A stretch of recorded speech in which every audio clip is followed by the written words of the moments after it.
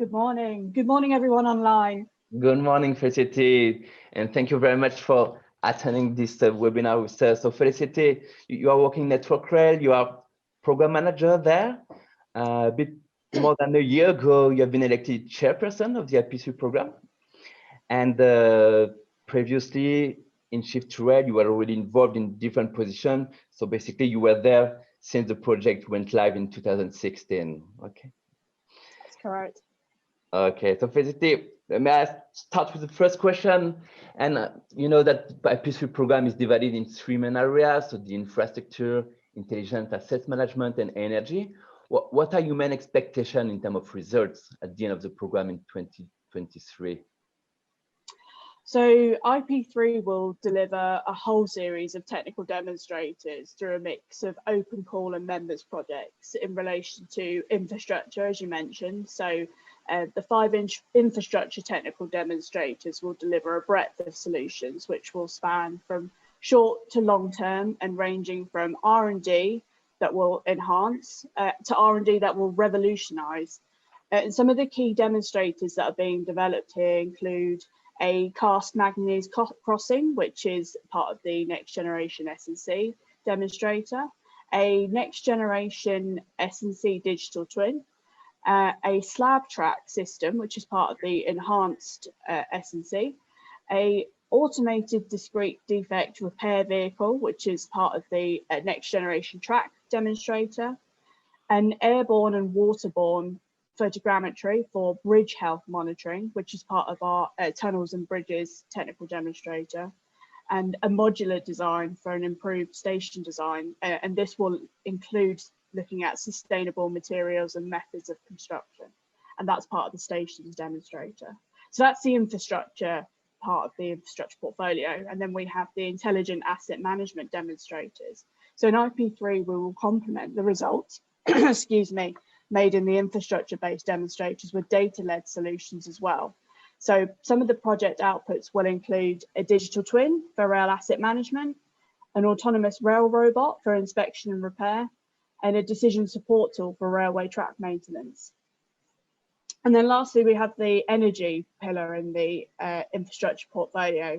And of course, sustainability is a topical and important area of focus research within the infrastructure portfolio. So key results will include mapping energy use in the railway, which will allow us to understand power consumption and loss, and a smart metering demonstrator.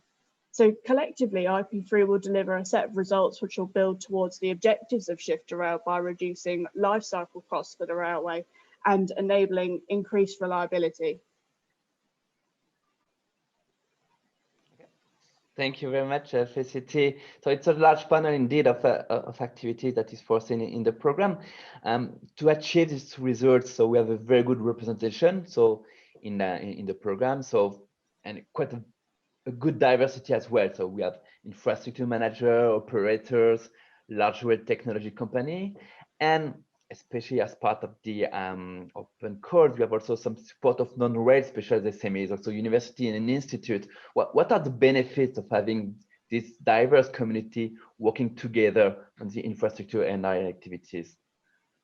So this is very topical. So on yesterday's panel, I mentioned about our Shift2Rail has been a fantastic opportunity to bring young people into the program and also the wide range of people that we're working with. So the variety of suppliers and partners that we're working with not only has provided a benefit in terms of bringing in varied experience and expertise, but has also been an opportunity to really challenge and develop ourselves as individuals and businesses. So IP3 is a very wide-ranging portfolio. The infrastructure comprises of many different types of assets that all behave and interface with each other differently. So the collaboration we have within the portfolio allows us to not only have the expertise in delivering these solutions, but to also explore ways in which the infrastructure can be collectively enhanced at a system level. And we must be able to generate solutions that can talk to one another. So given the ambitious objectives of Shift2Rail, this has been beneficial in ensuring Europe becomes a world leader, both in rail and technology solutions. And we cannot forget that the infrastructure is there to serve the needs of passengers. And having the wide range of sector contributions like infrastructure managers, SMEs, universities, institutes, means that we are developing results that have the best chance of delivering a cost-efficient infrastructure that the passenger can rely on. Okay, thank you, Felicity. And indeed, I mean, the past 6 months have been a bit special with the coronavirus 19 pandemic. How did you deal with this restriction associated to the pandemic, and how do you minimize the impact on the program's progress?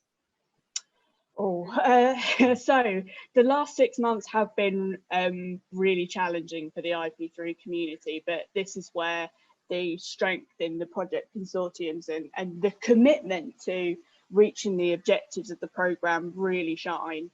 So whilst COVID is having an ongoing impact to the planned demonstrators, many of the projects are looking at very creative ways in which demonstrators can be carried out. So for example, in the Intertempo project, we are due to install a smart metering demonstrator actually here in the UK, and that was supposed to happen earlier this year. But because of the ongoing travel restrictions, it's been delayed as it meant that partners had to travel to the UK in order to install the equipment. So now the project team are looking to train the actual installation and whether this can be executed virtually and installed by the local Network Rail team here in the UK. And this just shows the level of commitment between all of the consortium partners to continue working together to meet the common objective. But of course, the progress is not just limited to the production of demonstrators. The project consortiums across the board have had to adjust to strictly virtual meetings, and that's naturally inhibited the benefit of the the networking and the partnerships that form outside of the project meetings. So many of the project coordinators have worked really hard to ensure that meetings remain focused and consequently more efficient because they're having more targeted discussions. Okay, Felicity.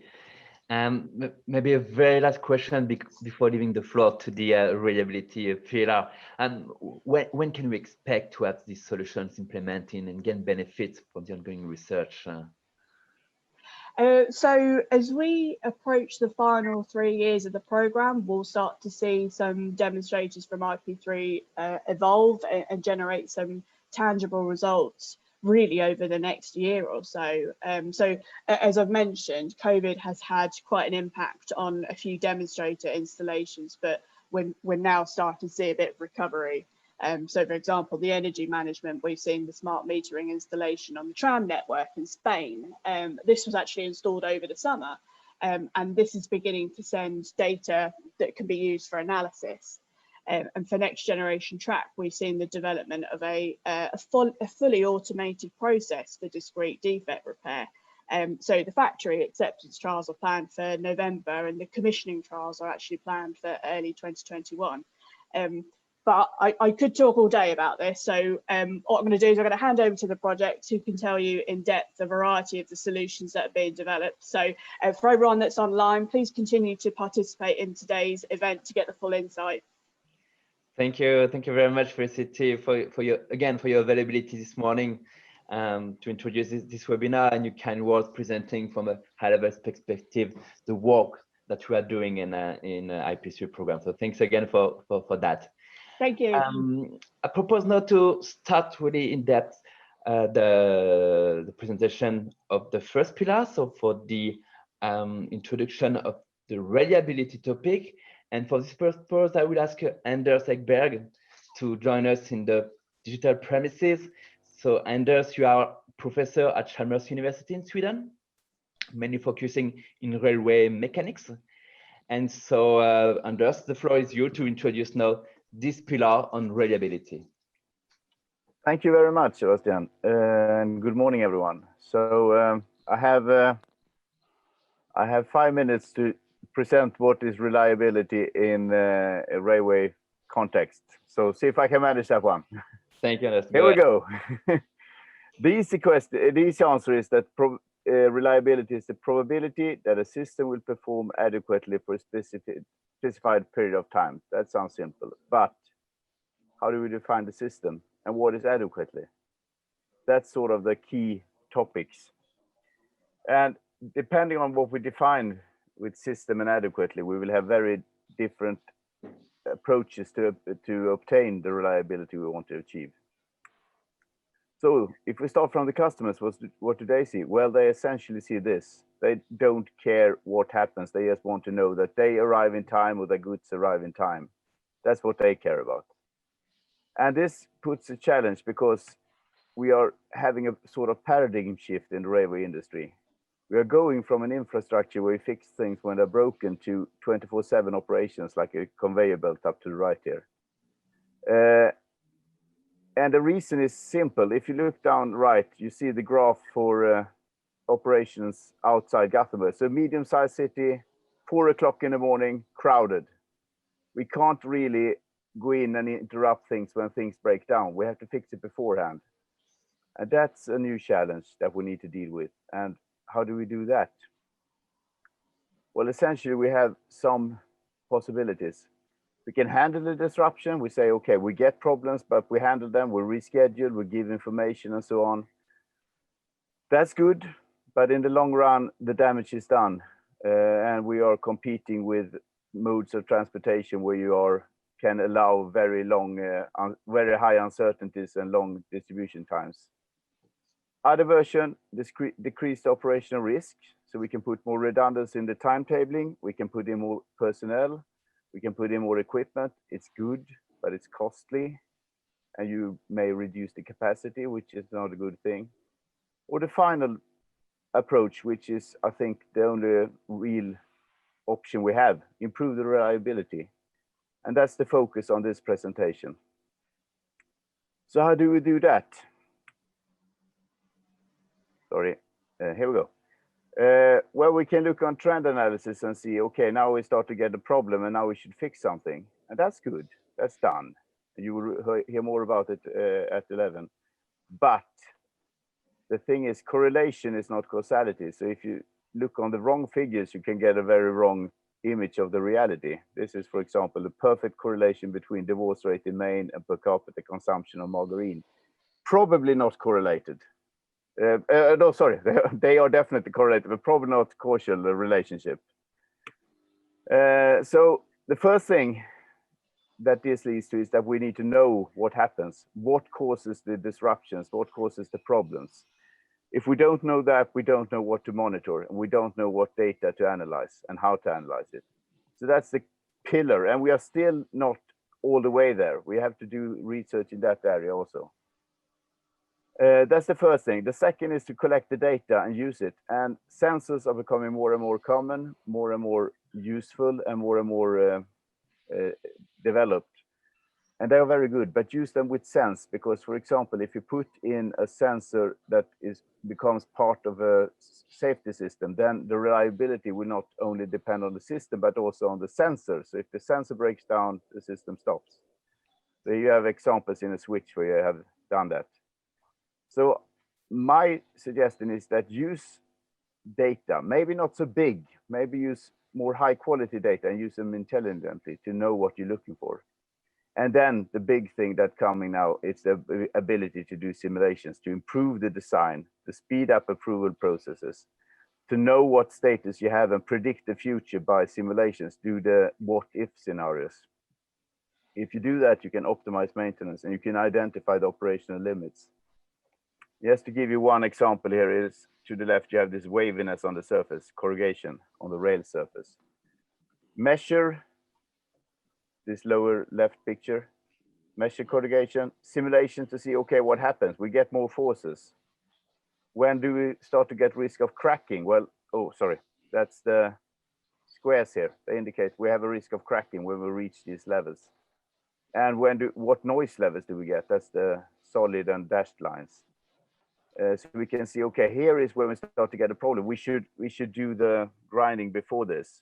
And if you combine this with a model for predicting how fast the corrugation grows, you have a very good method of predicting in advance what you need to do. So that was just an overview. And I think the presentation, or I know the presentation that followed, I will tackle all of these areas that I mentioned here. So I'll leave the floor to them and stop my sharing here. Thank you very much, Anders, for this very interesting introduction to the reliability pillar. We count on you to stay with us and then to participate to the Q&A session later. I will do that. Thank you. And so then I propose to go and move forward with Darren Sharp with his presentation on the switch and crossing topic. So Darren, you are working for Network Rail. You are the principal engineer for track and switch and crossings.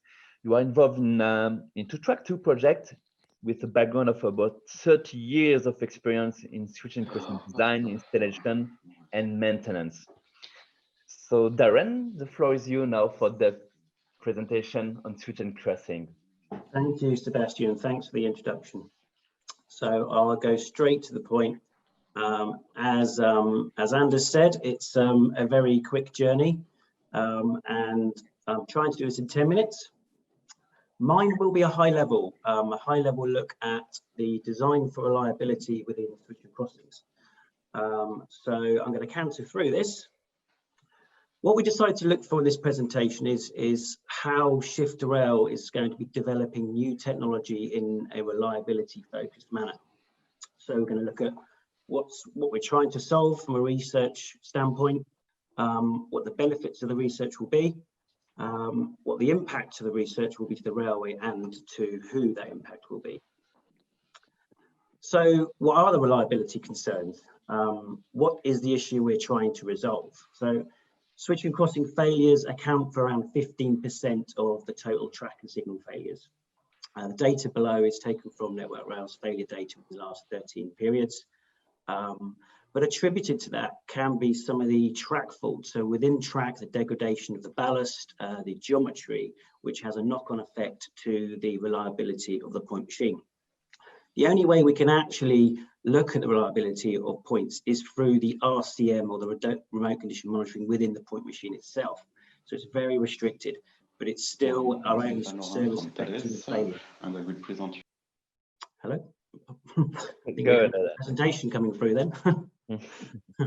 Okay, so and by doing this we can also explore what the root causes are, and very much of what we've done in this research is look at those root causes to try and design those out. So the Shift2Rail looks for certain KPIs for the track systems, and one of them for reliability is a 50% reduction in over the next 10 years. Enhanced next generation S&C, we have two topics. We're looking at enhanced, that's the next 10 years, and next generation, which is the next 40 years, switch and crossing. And we consider that to contribute around 5 to 10%. We're still getting confidence in those figures. As time progresses, we can get evidence to prove that. Previous designs have, and research, we're talking over the last 30 years, has been very short-sighted. And it hasn't been system focused. So we've now got the ability to do that, and we have the time to do that. Today, we're maintaining a reliable railway is, as well as a safe railway, is monitored. And we've got a lot better data to actually look at reliability now, whereas previously it was just a figure that was gained that wasn't very accurate. So we look at the failure modes analysis, so looking at the diagram below, looking at failure modes analysis from current systems, removing those failure modes as part of the design, and then to evaluate the design to demonstrate that we've actually improved reliability. So I'm just going to take you through our system. As Anders said, it's very important to define the system because we can start going off in tangents if we don't. So our system within the black dotted box, the top section there are the rail, closure rails and fixings. Then we have the bearers, the ballast or ballastless. We're looking at both systems, concrete slab or ballastless systems as well as ballast to complement existing and future rail systems, and the sub ballast layer. So outside of that, we've obviously got the vehicle coming down from the top and the structure supporting us beneath. And some of the failures we see are frozen points. It's quite a common one in lots of countries. Some of the warmer climates may have sand in their points, but we have frozen points. With the bearer, we've got loss of fixity, loss of integrity, cracks, breaks, and so on, and movement under load. So that's high acceleration.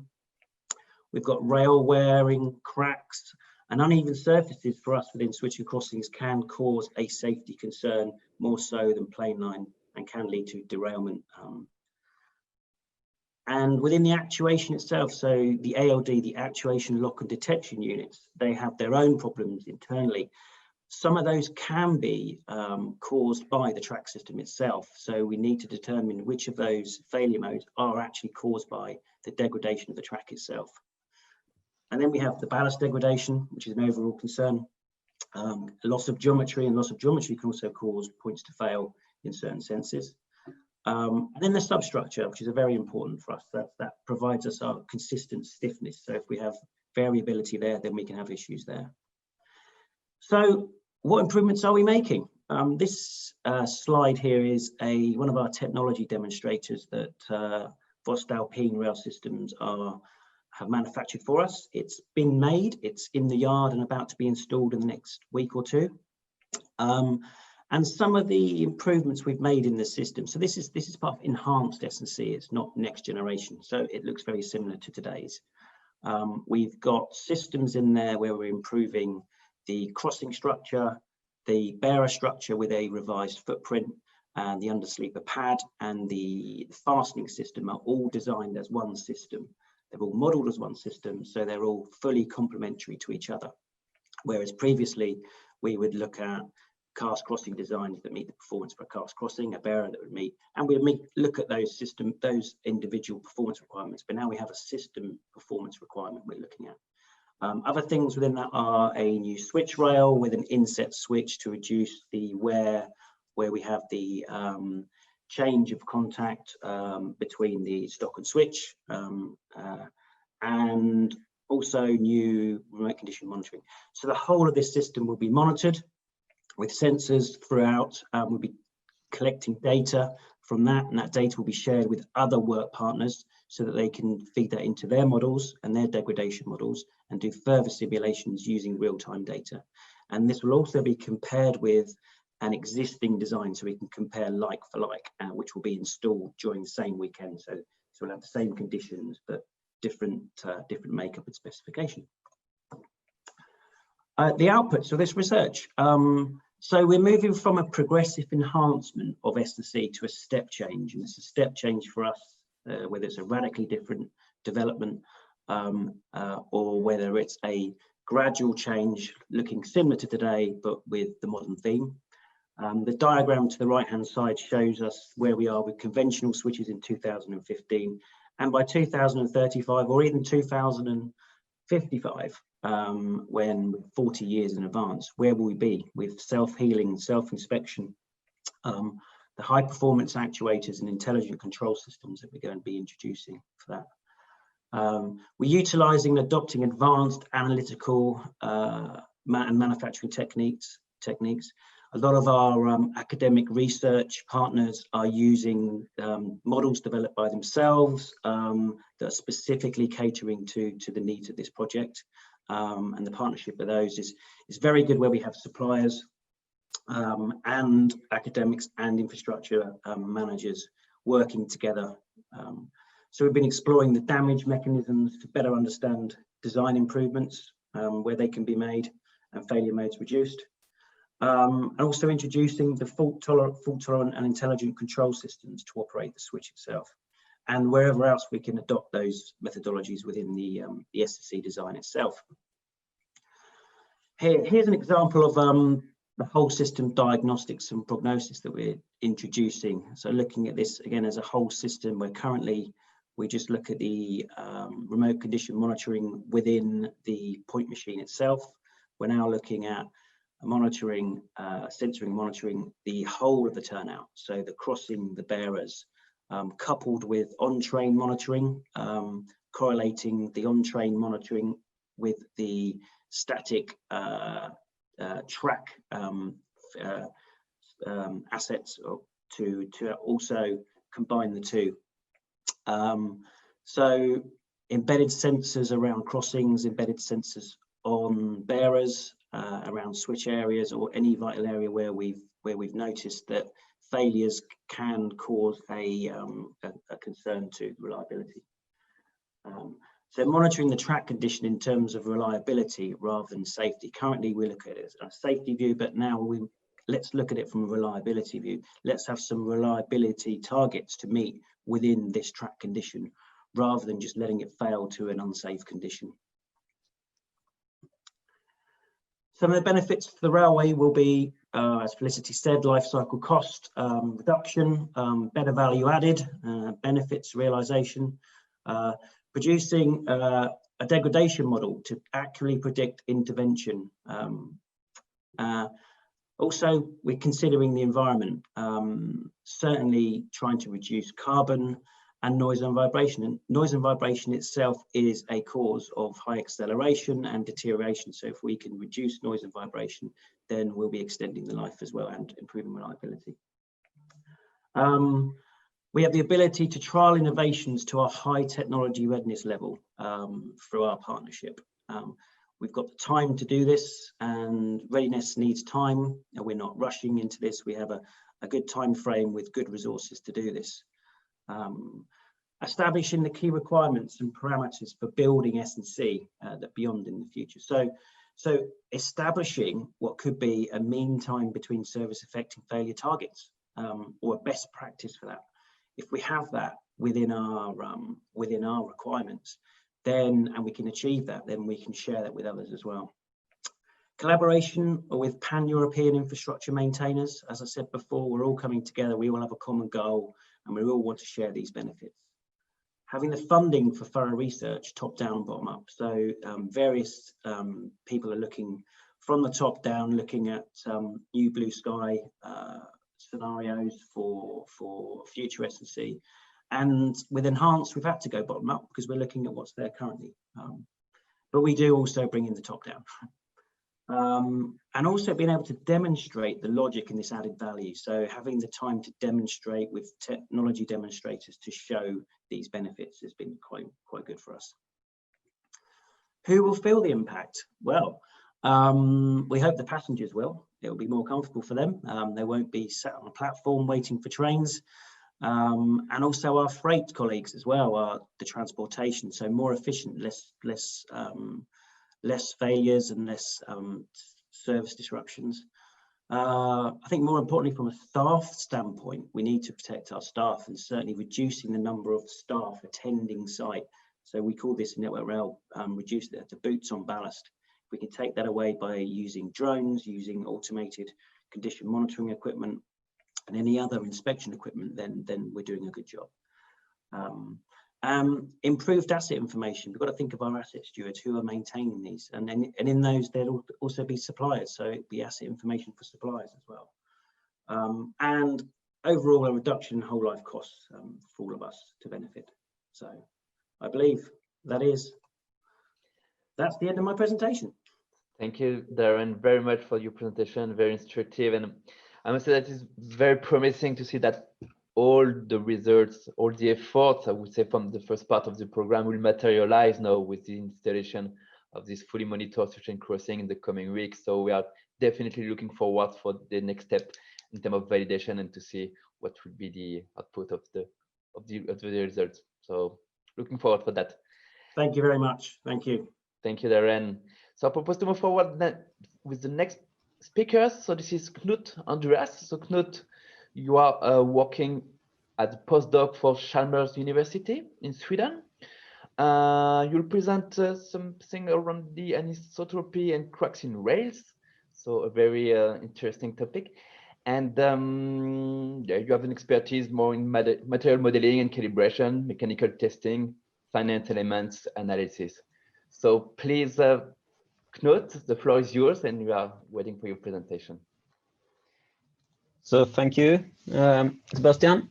So now after Anders and Darren has given a very nice overview, then I will try to delve a bit deeper into how the anisotropy develops in the rail.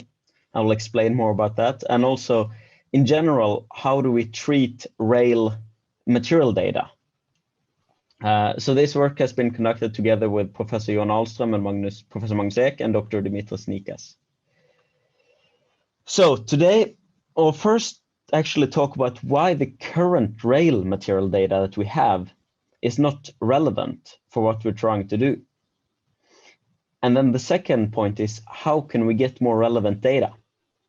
And finally, what can these new data show us? So to look at why it's not relevant what we have today, we have to look at what are we doing today. So we have typically some rail exiting our production lines. And then we will extract samples from this rail, newly manufactured, and we can put this sample into our testing machine. So we, for example, can apply load to it and see when it breaks. But this is not really representative of how the rail is loaded in reality. Because in reality, we have a wheel passing over a rail many times. We will have millions of these cycles. And these cycles involve plastic deformations, causing the rail to deform. So if you look inside the material, this is what I meant by zooming in, we're actually zooming in and looking at the microstructure. And in this picture, you can see lines showing how the rail has deformed plastically. And this will influence the material behavior. And it's actually through this deformed layer that the cracks will be growing during traffic. And if we want to predict this, we need to account for how the material behaves when it has been severely deformed. Because we want to know how the rail deforms, how fast the cracks will form and then later grow, and ultimately which material will perform best in a certain situation. So we need to know this for a heavily deformed rail. And therefore, we cannot fully trust the material data that is only based on this virgin test that we do once the rail exits the production plant. So how can we get more relevant data? One idea could be to extract samples from a used rail and see how does that material behave. So why aren't we doing that? A problem is that the behavior varies a lot with depth. So on the scale bar on the right there, you can actually see that it's only 0.2 millimeters deep in the surface layer of the rail where most of the changes occur. And this shows us that it is very hard to take out a sample and actually test how this material behaves. So our suggestion has been to artificially create this highly deformed structure. So what we're doing is we're taking a test bar and we add a compressive load to it. And then we start rotating it. And we are going to apply a lot of strains to it. So this so-called extensometer that is mounted on measures very accurate the strains, but we cannot use it anymore because we are going to apply so large strains to our sample. So we keep rotating this sample all the way until we're rotated 90 degrees. And then we just relax it. We're going to unload it and then rotate back, regrip. And then we continue this process for as many cycles as we need to obtain this very deformed test bar. So as I said earlier, if you look in the field sample, we have a very non-uniform structure in the material. But if you look at our test bars, we obtain a uniform material structure. And this is promising because this allows us to characterize how the rail material will behave once it has been subjected to a lot of cycles. If you were very careful now, you might have realized that we're using solid test bars. An issue with this is, of course, that we do have a variation of the shear strains with the radius. So our solution is to remachine our predeformed test bars that into a thin-walled test bar. This removes the last part of the gradient in properties in the tested region, and now we can test the rail material in tension, in compression, or in torsion. allowing us to characterize the multi-axial behavior of the predeformed material. So now on to the final point. What can these new data show us?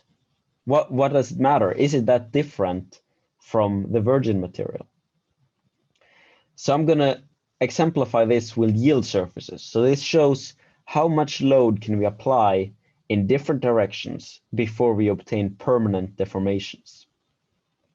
And in the undeformed or virgin state, you can see that we almost have a circular strength surface here. But as we apply this pre-deformation, this strength circle changes and it becomes elliptical, and it also translates. And again, what does this matter? Well, it means that the strength will depend on the loading direction. And of course, this will be very important if we have, for example, bidirectional traffic, or if we have just mixed traffic where we will have different amounts. Some trains will be heavy and maybe not accelerating so much. Some might be very low weight, but accelerating a lot, giving more slip. So the easiest is of course to consider what is the difference between an accelerating train and then a braking train. So we have the same normal load direction. It's pushing down on the rail, of course, but we change the actual shared direction. And this will have a different yield strength depending on if we're accelerating or braking. And this will again influence the longevity of the rail. So to summarize this, can ask the questions again. So why the current rail material data is not relevant is basically because it does not take this deformed microstructure into account.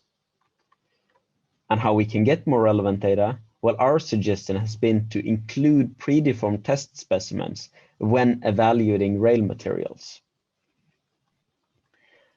And what these new data can show us is, of course, how this induced anisotropy, which is how the material behavior depends on the loading direction, affects the yield strength, as I showed earlier, but also the fatigue, the crack growth, and fracture toughness, all important parameters to determine how good a rail material is. And I mean, eventually, what we hope is that adding such predeformed specimens can be part of the new standards when approving rail grades. Because the ultimate goal is that we want an approved rail to leave the factory and know that this approved rail is safe to drive on and will give a reliable railway system. So thank you for your attention.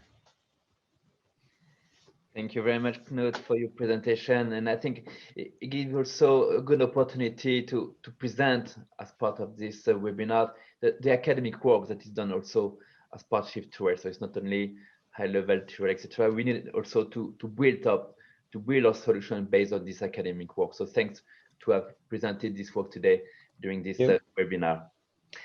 The next presenter will be Michele Maglio, also from Chalmers University. So this presentation will be on the laws and consequences of damaged wheels. So Michele, you are a PhD student and a junior researcher in Into-Track2 project with an experience and expertise in wheel tread damage and simulations. So Michele, please go ahead with your presentation. Yeah, thank you, Sebastian. So as you anticipated, this presentation will deal with the loads and consequences of damaged wheels. Here are some forms of wheel tread damage. So damage that occurs on the surface of the wheel, which is supposed to be in contact with the rail. Where, for example, is the gradual removal of material due to the friction between the wheel and the rail. Where can lead to a variation of the longitudinal profile of the wheel. And this can lead to deterioration in the steering performance of the train. But where can also occur in the radial direction, leading to wheel out of roundness. Another form of wheel tread damage is networks of rolling contact fatigue cracks These cracks can grow inside the material and lead to material fallout, generating rolling contact fatigue clusters, like the one shown in this picture. Finally, a very characteristic form of wheel tread damage is the wheel flat, which is due to the sliding of the wheel onto the rail. Here come some challenges that railways face because of wheel damage. Damaged wheels generate higher levels of rolling noise and impact noise that can lead to disturbances to people living close to tracks. Moreover, damaged wheels generate higher loads between the wheel and the rail, and this can lead to failures of the track or of the wheel, and, for example, delays or even derailments and fatalities. Another challenge that railways face are the high maintenance costs. For example, it is estimated that in 2019, the maintenance of the whole Swedish track network costed 8.5 million euros. And more than half of these costs are actually due to the mechanical deterioration of the rails. Mechanical deterioration even accounts for almost all of the maintenance costs for the running gear. In order to save on these costs, then a shift towards more optimized maintenance methods, such as predictive maintenance or condition-based maintenance, is needed. And in order to do that, a better understanding and knowledge of the damage mechanism of wheels is needed. As anticipated, damaged wheels lead to higher contact loads. And these contact forces between the wheel and the rail can be measured by using wheel impact load detectors, which consist of sleepers equipped with load cells, or wheel sets instrumented with strain gauges. In the research at Chalmers, simulations in the time domain have been performed to estimate the variations in vertical wheel-rail contact force and axle stresses due to a damaged wheel. We can see that when the wheel is rolling on its uniform, even surface, then the vertical contact forces are uniform. There are just some variations due to the sleeper passing. Then the wheel rolls and approaches the defect. The defect here in this picture is exaggerated to make the picture more clear. But as the defect approaches, then the contact pressure drops. And if the defect is large enough, complete loss of contact between the wheel and the rail can occur. Then the wheel impacts on the rail again, and there is a significant increase in wheel-rail contact forces, followed by a stabilization during a transient. If we look at axle stresses below the wheel seat, then we also witness an increase, but the relative increase in axle stresses is not as pronounced as the relative increase in wheel-rail contact forces. A field test was performed by SJ and the Swedish Transport Administration in order to measure impact loads generated by a damaged wheel set. These loads were measured with an impact load detector. And the aim of the test was to study the relation between the speed of the train and the impact loads generated by a damaged wheel. The final aim of the test is to support a change in the regulations regarding the handling of trains which trigger alarm loads in Sweden. In particular, one passenger coach had triggered alarm loads at one of its wheel sets, this one here. In this wheel set, one wheel just had some minor indentations, while the opposite wheel instead had some severe rolling contact fatigue clusters. The coach was put in between two locomotives and was run back and forward over an impact load detector. The main focus of the test was in the speed range between 10 and 100 kilometers per hour. And the peak impact load, so the maximum wheel-rail contact force over time, was monitored for the damaged wheel and the less damaged wheel on the wheel set. We could notice that for the damaged wheel, there is a linear increase of the peak impact load as the speed of the train increases up to 100 kilometers per hour. The increase in impact loads for the opposite wheel instead is not as pronounced.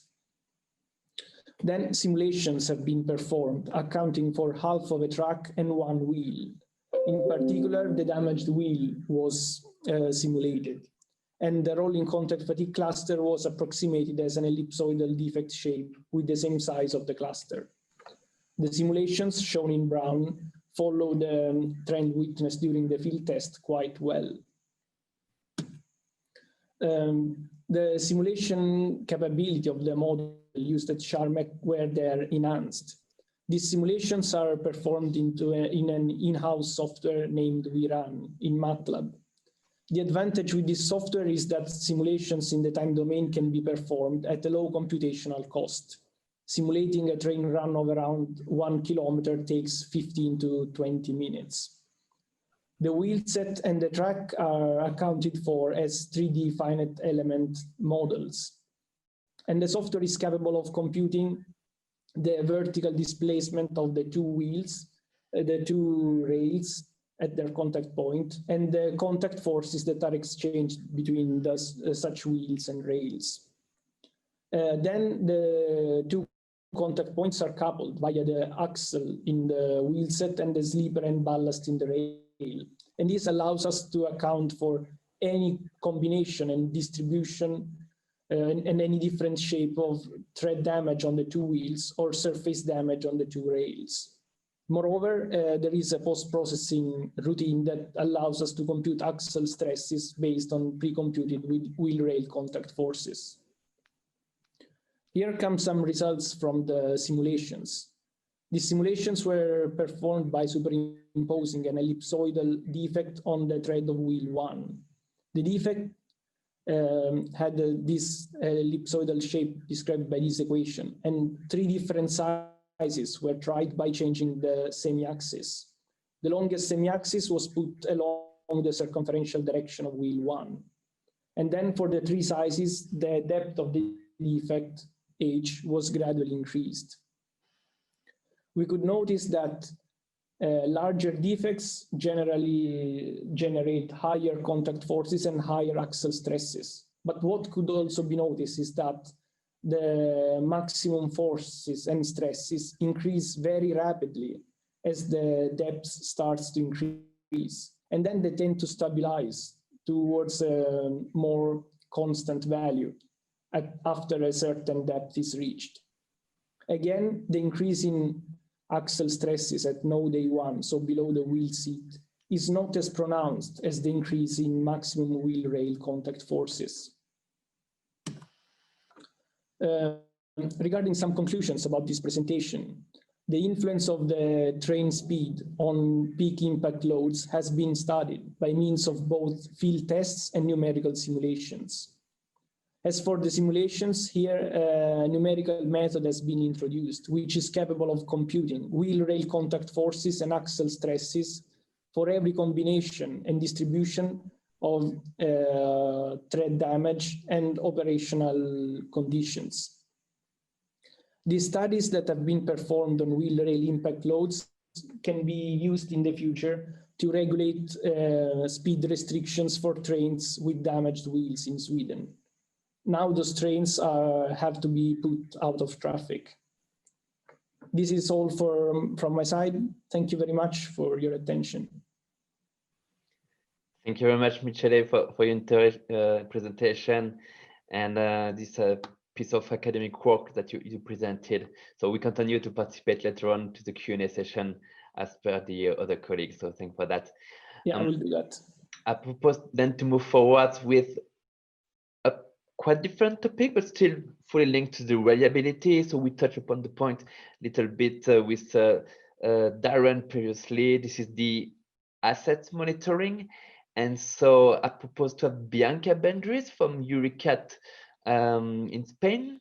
So Bianca, you are a robotic researcher, and you are going today to present the piece of work that is done in Shift2Rail in regards of autonomous drones for railway tunnel inspections. So Bianca, please, the floor is yours. Thank you, Sebastian, for the introduction.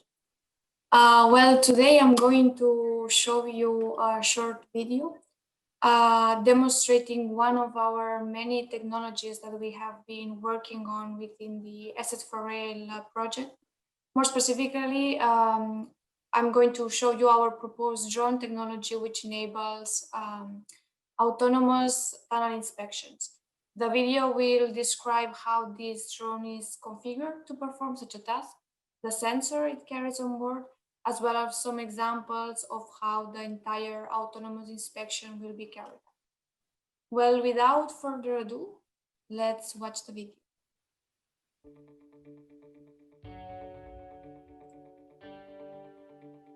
Nowadays, when thinking about railway tunnel inspections, we mostly think of human operators performing tunnel-wide visual observations, identifying structural defects and manually categorizing them. This procedure is time-consuming and costly, as often the lane closing is required.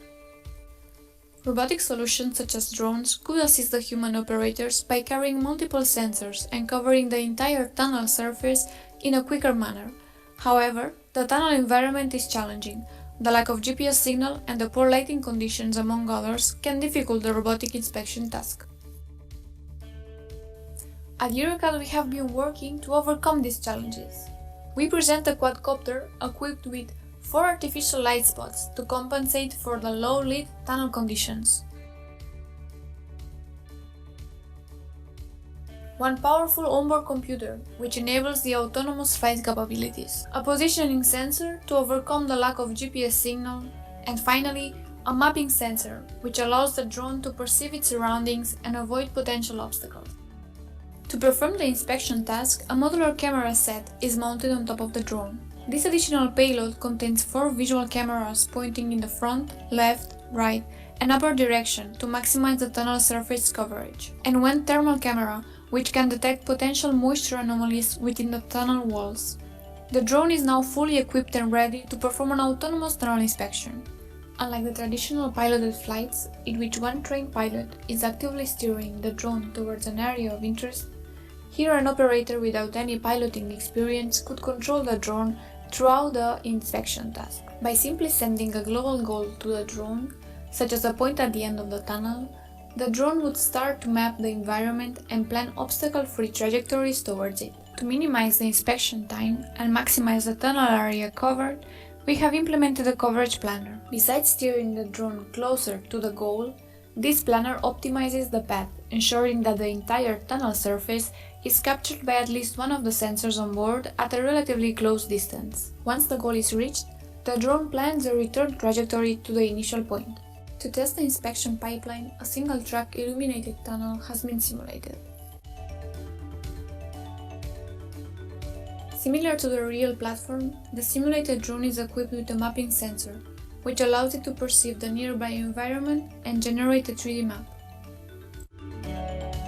The multiple camera set is also simulated, in their corresponding position and orientation with respect to the drone.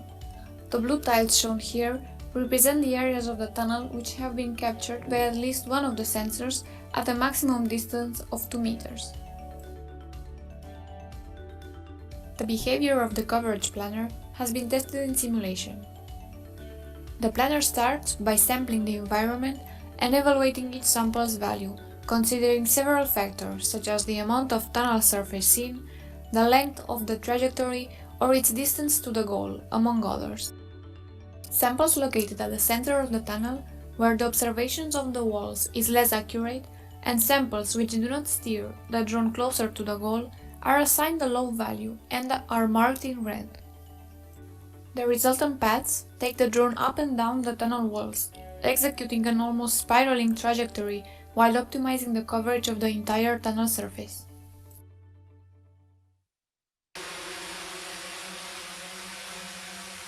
We demonstrate a system in a real indoor environment with poor illumination. On the left, we see the drone executing the inspection mission, and on the right, we see the real-time generated map and the plan execution.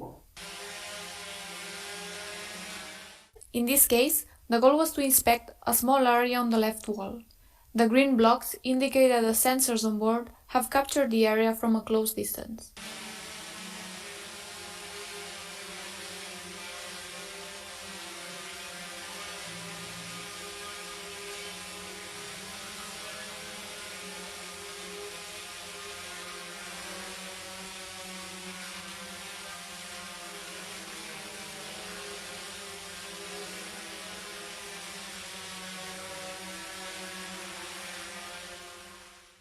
The output of all onboard cameras is shown for a shorter flight.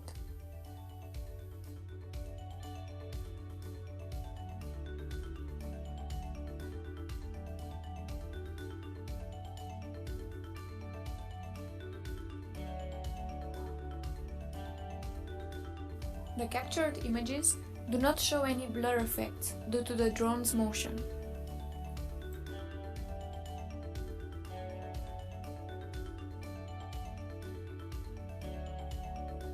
The data captured by the onboard sensors can be used to generate 3D reconstructions of the inspected structures. These datasets can be periodically reviewed by expert operators without the need of actually entering the tunnels. Moreover, automated defect detectors can be employed to quickly locate surface damages on the tunnel walls. Orthophotos can also be generated from the 3D reconstructed models. This can be mapped into a BIM model, making the data access quicker and easier for the inspectors. Overall, using drones to perform tunnel inspections could lower the time and cost required by these operations by outsourcing the most manual part of this procedure to a robot. Thank you for your attention.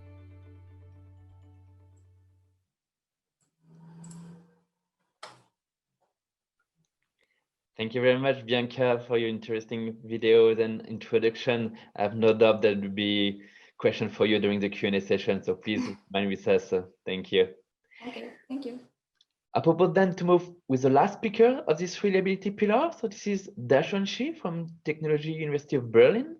Dashwan, you are a research assistant there, and you are going to present another piece of work in regards of asset management for another use case. So this time it will be related to the track geometry monitoring. And the floor is yours then for your presentation. Yeah, thank you, Sebastian. And good morning, everyone. So my name is Dachun Shi from Technical University of Berlin.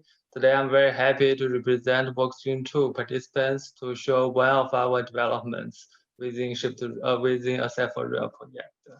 So our development concerns the topic of track geometry monitoring. To be more specific, it is a sensor system to support track geometry monitoring.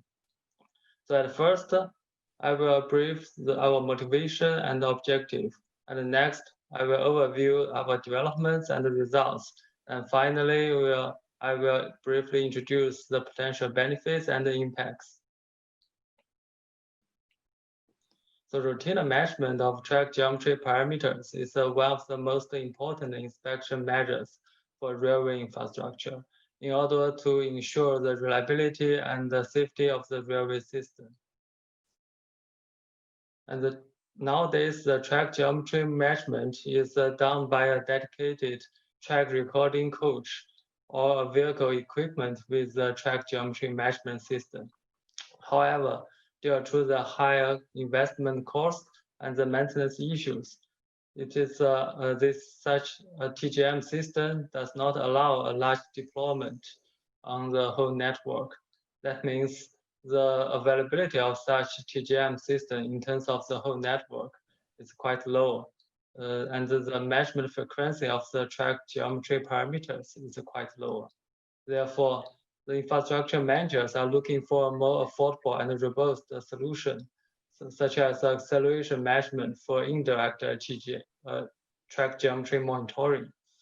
So in previous study, it has proved that the lateral track irregularities among the track geometry parameters cannot be accurately derived from accelerations due to the relative railway motion in the lateral direction. That means in vertical direction, there will be no problem using acceleration measurements. However, the main issue is in lateral direction. Therefore, our objective is to develop the sensor system to measure the lateral displacement of the wheels on the rails. And the sensor system shall be inexpensive and robust, allowing easy adaptation to different types of bogies. So our solution is mainly based on a stereo vision, and the sensor system mainly consists of stereo camera for sensing and NVIDIA JSON TX2 for online processing of deep learning model, and a fixing system with a clamp and a crossbar and the camera hoisting and the LEDs. We have designed two mounting solutions on different types of bogies. The first one is as shown in previous slides. It has very small size and light. The second one is a very simple metal frame holding the two cameras and LEDs on both sides. And we conduct a field measurement in Italy and in Lithuania, respectively, to collect the data. And as you see in this photo, the sensor system is installed on the bogie frame. So next we will brief our algorithms. The first step is automatic calibration. So the calibration has only to be done when the sensor system is installed on a new bogie. And we use the deep learning model to identify the railway contact error in different signals and the camera positions, and output the parameters that is required in next steps. So this calibration is an offline process. And the next step is the online reference point detection. That means we use another deep learning model to identify the three reference points predefined on the wheels and the rears in order to calculate the distance between the wheel and the lateral distance between the wheel and the wheel. However, the deep learning model cannot always output very accurate position of the reference points. That is the reason why we have to introduce the domain knowledge. We defined some specific rules based on the common things in context of a railway operation, and to use these rules to correct the implausible detections. And as you see in these photos, there are many corner cases during the rail operation. And the deep learning models always fails in these corner cases. So we automatically detect these corner cases and store the raw image data for these corner cases. So these images can be used for the further to train the neural network. So the last step is automatically calculates the lateral distance between the reference point on the wheel and the nearest reference point on the rear. And this method has been calibrated and validated in the laboratory using a gauge block. So the measurement error caused by this calculation method is less than 0.3 millimeter. And last, I will show you two demonstration video. As you see in the video, we demonstrate our algorithm in real-time manner. And the red point is the wheel reference point, and the blue point is on the rear. So we calculate the displacement between these 2 points in order to track the lateral displacement of the wheel on the rear. As you see in the video, these points are not quite stable. This measurement error is mainly caused by the detection of king points. This error is up to 4 millimeter. So we are still working on this and will improve the algorithm. We believe our developed sensor system can be easily fused with accelerometers to build a complete track geometry measurement system at a high TIA level. And the complete system will have much lower cost in comparison to the state-of-the-art track geometry measurement solution.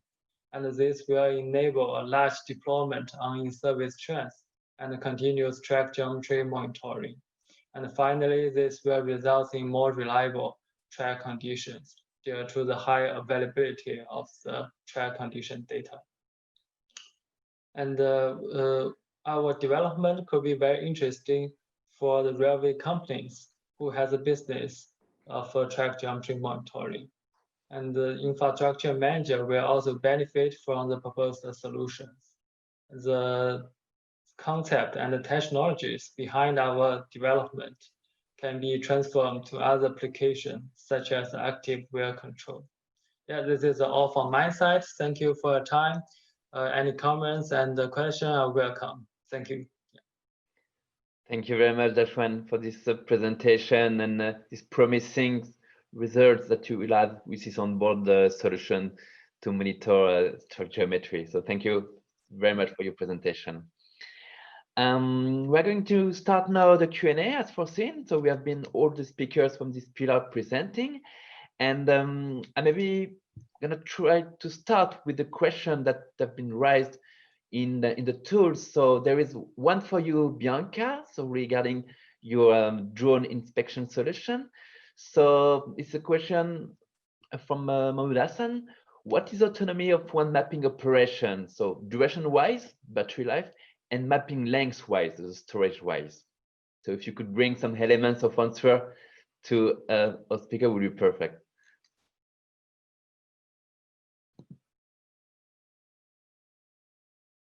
Bianca? Hello, yes, I just answered the question. Sorry. It's done. Okay, I apologize. I didn't see by the time that you just answered, so no problem.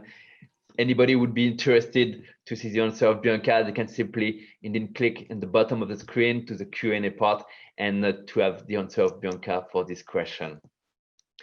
So I propose maybe to go back on a high-level perspective, and a question for you, Anders, for regard of the reliability as a whole that you presented. And I would like to ask you, what can reliability be improved as train operation continue to increase on roughly the same amount of track? So if you could develop a little bit on this. Yeah, I think so. It's, I mean, if you check the productivity, if you take the conveyor belt as a sort of model for the railway, if you compare the productivity of a conveyor belt today with what it was in the 70s, in the 50s, or as manual assembly, I mean, it's you can't compare it. It's increased a lot, and the space for the car factories, if you take a car conveyor belt, for example, hasn't increased. So I mean, what they're doing and what we need to do in the railway, I started with, is to do this predictive maintenance, that we have control of the important things and correct things before they break.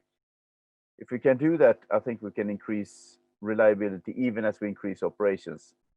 But there is, of course, a limit, because if things break down, the more traffic you have, the more operations you have, the more you will get the spread effect. And the more interlinked Europe becomes, the spread effect will spread all over more and more of Europe. So there is a possibility, but it's also an enormous challenge, because if we don't manage it, we will have problems. Thanks a lot, Anders, for this clarification on that. And indeed, so Shift2Rail is working a lot to provide solutions in order to improve this reliability. And so I would like maybe to ask Darren in this regard, how will Shift2Rail evaluate the reliability improvements being introduced by the project in cooperation with today's technology, especially for the switch and crossing that you presented earlier today?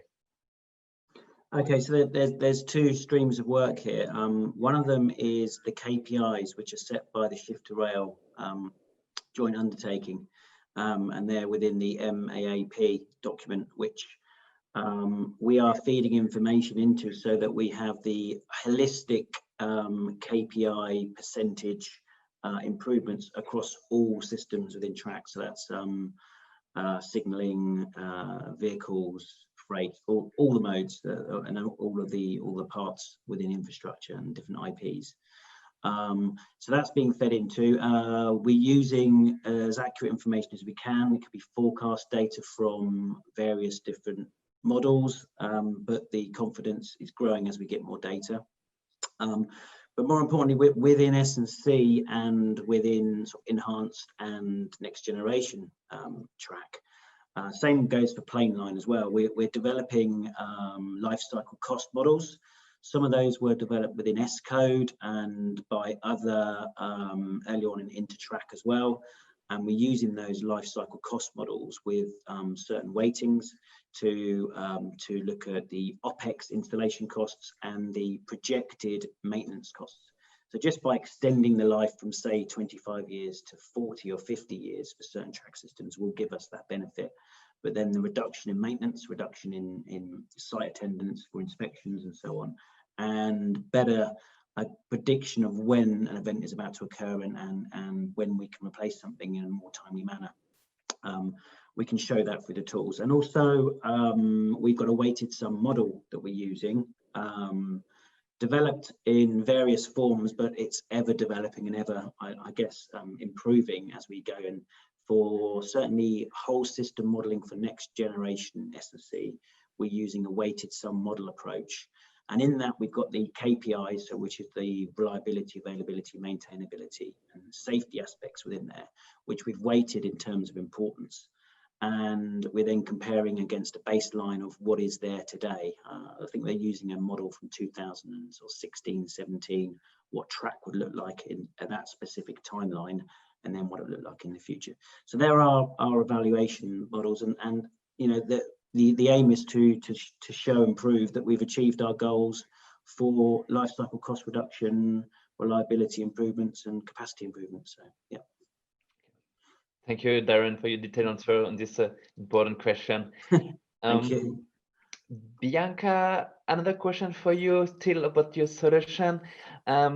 Just quite specific, but anyway, could real-time defect detection be incorporated within the inspection task? Yes, so the video was at the end trying to point a bit into that direction. Besides the current sensors and the inspection that we can nowadays perform with the drone, our future goal, of course, is to, as we do have so much onboard power on the drone, we can deploy multiple automatic tools that can, in real time, besides capturing all the data of the tunnel, also start, for example, pointing in the directions and staying a bit more in the areas where there is something really meaningful for the inspectors to see. So we don't want to have a ton of data that maybe it can be irrelevant in some parts. So we don't have to, then also the post-processing is going to be more lengthy and more troublesome if you have large amounts of data. We aim to go to see if we can pinpoint those specific areas where the defects are really there. So also to clarify, we are always talking about visually noticeable defects. For now, the drone does not have the capacity to go, for example, very into the surface. We have the thermal camera that can that can be used to, for example, try to detect some moisture problems. But for now, we are only talking about like the visual inspection of the tunnel. So I don't know if I went a bit off from your question, but yes, we can also implement other tools, and we can, of course, improve this inspection to make it a bit smarter, not just to capture all the data. Thank you very much, Bianca, for your detailed answer as well. I think it's answering perfectly to the question that has been raised. There is another question coming from the chat, and I will jump back to Darren again for your view on this one. So we have a question regarding the data. So especially in regard to the switching crossing remote monitoring. So the solution that you presented at the beginning of the webinar, and there's a question indeed regarding the openness of the data standard. So there is a fear, obviously, that this data would be locked in on the analyst side of the vendor, and the question is, how can we have more access to the data, so to avoid that only the switching crossing supplier could access this? It's a very good question. One of our most important things is cyber security for this data. So we need to make sure it is secure from a cyber perspective and from people hacking into that data. So that's an important thing. But although the system collecting the information data may be a vendor specific or supplier specific piece of equipment, the data itself will come into a central asset management tool, such as using our digital twin, which is a 3D representation of the actual track itself and the system alongside other degradation models, and then the condition monitoring data coming into it to feed into its health condition. Now, that's going to be used by the maintainer. Suppliers will be interested in that information. It's going to be stored and managed and used by the infrastructure manager. But certain parts of it will be requested, I guess, by suppliers to see how their particular part or product may be faring amongst the system. And I wouldn't think it's a problem to actually share that data with the supplier to say, look, we can tell you in terms of reliability, in terms of performance, how you are performing against maybe other suppliers as well and similar products. And then it opens a competitive market. So by doing that, people can understand how their product is actually performing, and they can get real-time feedback. But the certain suppliers do have control over the data because it's their system they're using, and they may be using it on their products as well, on their parts of track componentry. And what the end user may see may be it won't be the raw data, it will be a simulation of the data presented in a form that the maintainer may want to use. So we have to be very careful about that and make sure that what we're getting is useful data and it's not being used for other advantages for maybe suppliers and so on. So it's a good question, but we're going to have multiple sources of data from multiple different suppliers, all gathered together in one dashboard. So in doing that, we will have various suppliers involved in this. So it shouldn't just be one supplier that controls it. Ultimately, the asset manager should control it. Okay, thank you, Darren, for your detailed answer, and I hope it's clarifying the concern of the person that has the question. I see that there are new questions popping up, but I feel that we will not have the time to answer all of them. So may I ask the speakers to answer, I would say, directly into the chat to the respective answer questions that have been highlighted today, and then I will take the last minutes before the break for having Aneta Tumilovic on stage, on this virtual stage. So good morning, Aneta, because we would like to have a bit of your return of experience as a coordinator. So Aneta, you are working for Network-Rail as a project manager. And you are currently the coordinator of two Shift2Rail projects, one in 9P3 into Stempo and in 9P4 for Massive.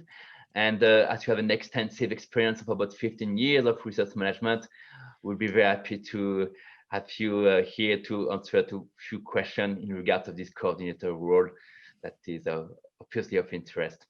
Sure, happy to do that. Okay, so Aneta, indeed, that said you are coordinator of Into Stempo. So Into Stempo, this is a 30 million euros project with 19 partners, and as introduced before, there are various research areas such as station crowd management, smart grid solution, etc. So what are the main challenges that you face as a coordinator of such a complex project, I would say? Well, I think it is actually directly related to what you just said, that we have a quite vast research of area that we cover that isn't necessarily interlinked in a direct way.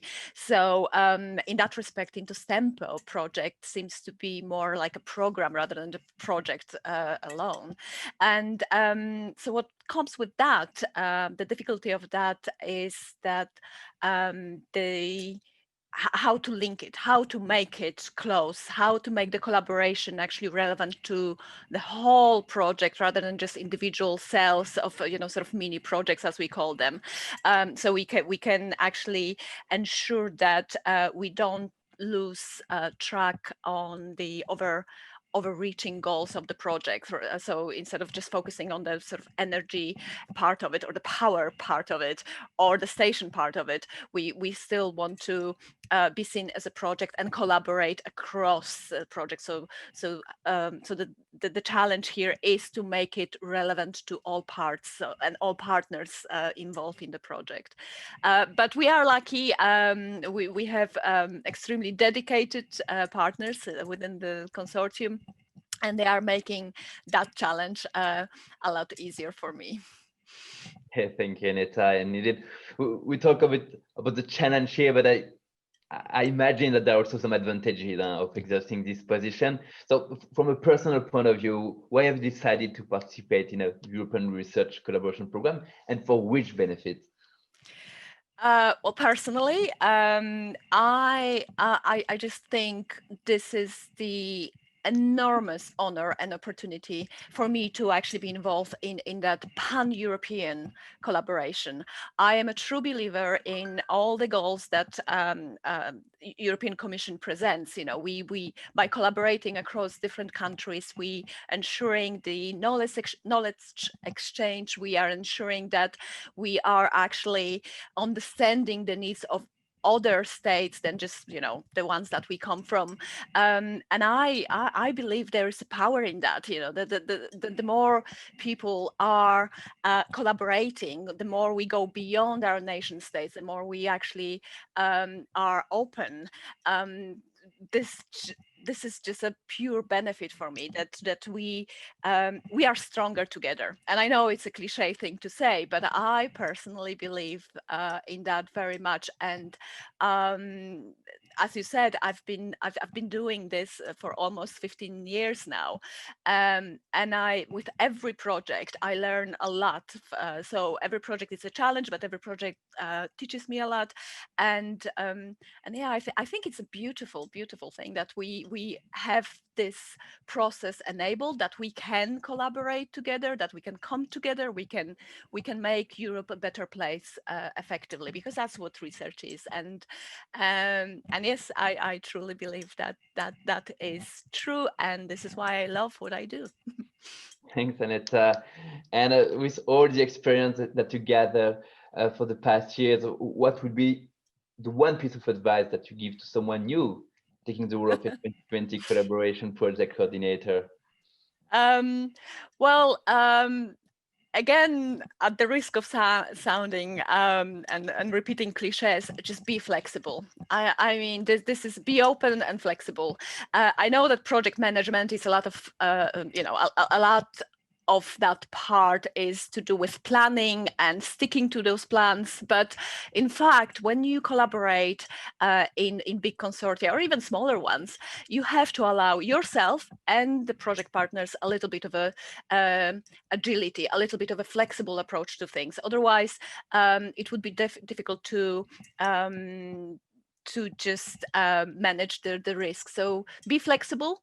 Be as flexible as you can be, naturally, but just don't think that things are set in stone. It's a collaboration. You can always discuss things with your partners. You can always come up with new ways if there is a problem in your way. And yeah, just flexible mind and agile approach to the management, I think, would be my advice. Okay, thank you very much, Anita. You stay with us because you will be introducing the greener pillar later this morning. That's right. So yeah, we keep you here with us. It's now 10:30, so we're going to break for a small coffee. We'll start at 11 sharp with the two remaining pillars, so the one on data and the one on greener. So enjoy the break and see you in exactly half an hour for the second part of the webinar. So welcome back, ladies and gentlemen, for the second part of this webinar dedicated on the midterm results of the 4 projects involving IP3 into track 2, into STEMPO, assets for rail and Fundress. And as mentioned before the lunch break, we are going to restart with the second pillar on data. So for this purpose, I will directly give the floor to Stanislav Linart. So Stanislav is working for the Slovenian National Building and Civil Engineering Institute. He's a senior researcher, and his role in the project is coordinator of the workstream 1, dedicated on the monitoring and upgrading solutions addressed to bridge and tunnels. So Stanislav, the floor is yours for this introduction on the pillar.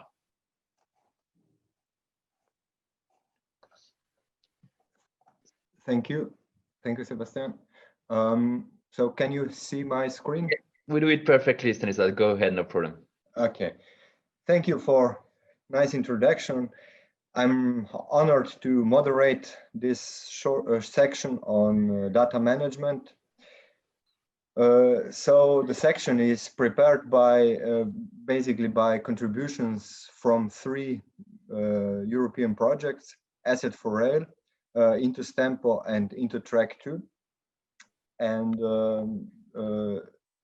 the whole section is based a little bit on the concept which has been developed and prepared within the Asset4Rail project.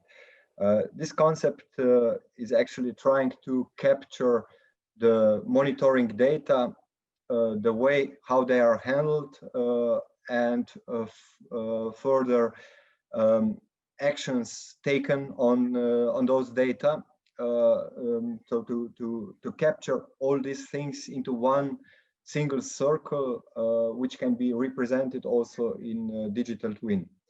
So this cycle, which I'm presenting here on the slide, is it consists from 4 steps. The first one is monitoring. It can be monitoring directly of asset, monitoring of track, monitoring of vehicles, or even monitoring of traffic flow and so on. So different kind of monitoring. And we know that there is always problem with a lot of data, how to organize them. So with this concept, we try to improve this approach. What is also implemented in it is assessment of structures with risk analysis, and finally decision making regarding the interventions, which can implement also simple analysis like life cycle cost, life cycle assessment, which helps infrastructure manager on taking decisions. So in this section, we will have few presentations. The first one after my introduction is going to be by James Longdon from Into Track2 projects, who will say something about the current state of practice on data handling. Then we have another presentation by Marian Robowski from Asset4Rail project. He will show us a little bit what are novel practices in monitoring. Veljko Janic, also from Asset4Rail project, will introduce us to digital twinning, particularly for rail infrastructure. Then we will see how digital twins for crowd management can work in on the case of railway station. It will be presented by Stefan Loren from Into Stempo project. And finally, we will finish with a video on data management of railway bridges and tunnels, which has been prepared within Asset4Rail project, and will present how this vision can be implemented into practice. So please, James, the word is yours. Thank you very much, Stanislav, for this presentation. And indeed, it's a very promising and interesting program that will be as part of this pillar with different use cases. So really eager to see what will be the words of our speaker in this regard. So James, indeed, so you are the next speaker. So you are working for Network Rail. You are a scheme manager, a scheme project manager, sorry, there, and you are participating in the Into Track2 project. So the floor is yours now for your presentation on the current state of data management practice. Excellent. Thank you, Sebastian, and thank you, Stanislav. Shall I say yes? Good morning. My name is James Longdon. I'm a scheme project manager for Network Rail. I'm working on the Instruct2 project. Quick look through the agenda.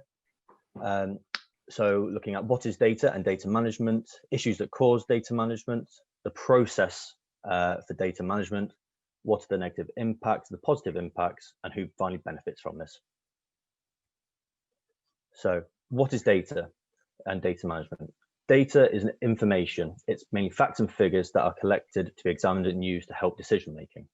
Data management is an administrative process that includes the acquiring, validating, storing, protecting, and processing of required data to ensure the accessibility, reliability, and timelessness of the data for its users. A few issues that cause data management. Pardon me. So scalability.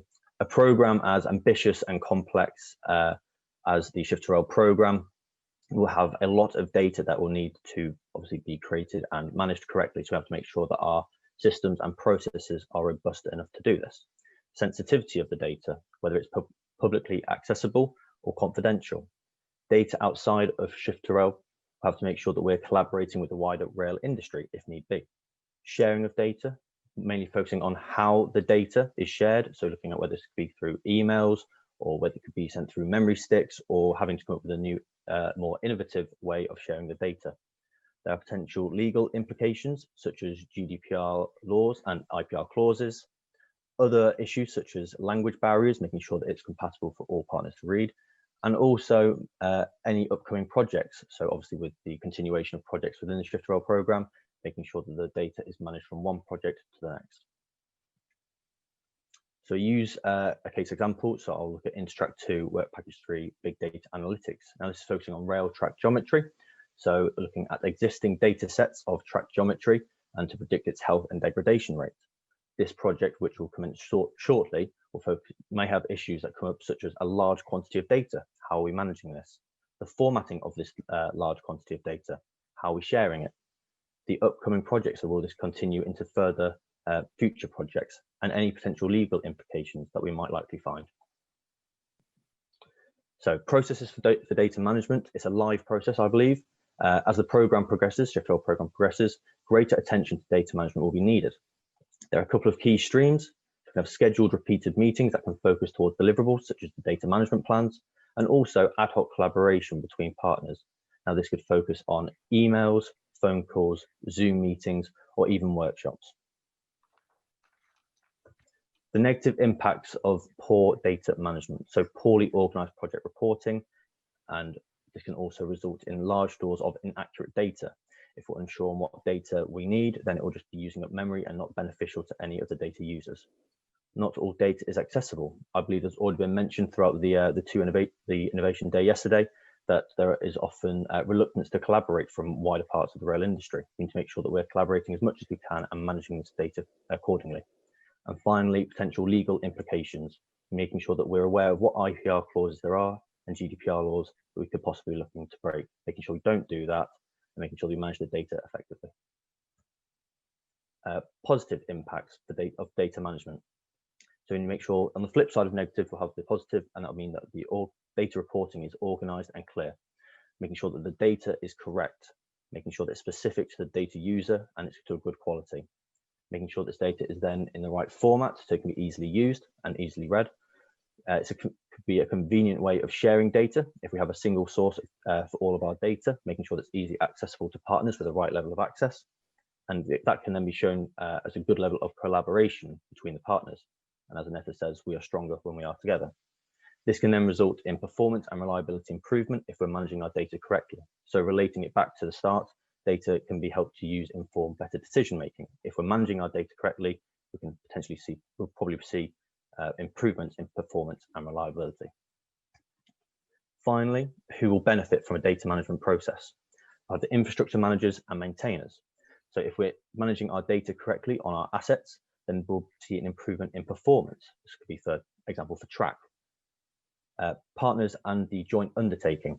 So if we're able to collaborate and share the data, we can share access to the backgrounds and also to the results of our demonstrators and managing the data behind that correctly. Finally, we have the public and the passengers. So if the data that we're using to provide the trains and the reliability of them is more accurate and more correct, then the public and the passengers will be more likely to use the railway service. And in total, this will impact and positively impact, the railway industry. So that is the current status of data management process. A little bit of a whistle-stop tour within 5 minutes. My contact details are on the screen, and I will now pass over on to the next speaker. Thank you very much, James, for this presentation, and that was also making in perspective the question that have been raised this morning just before the break on the data sharing, etc. So thanks for that, to give also some insights within the project how we are addressing the data.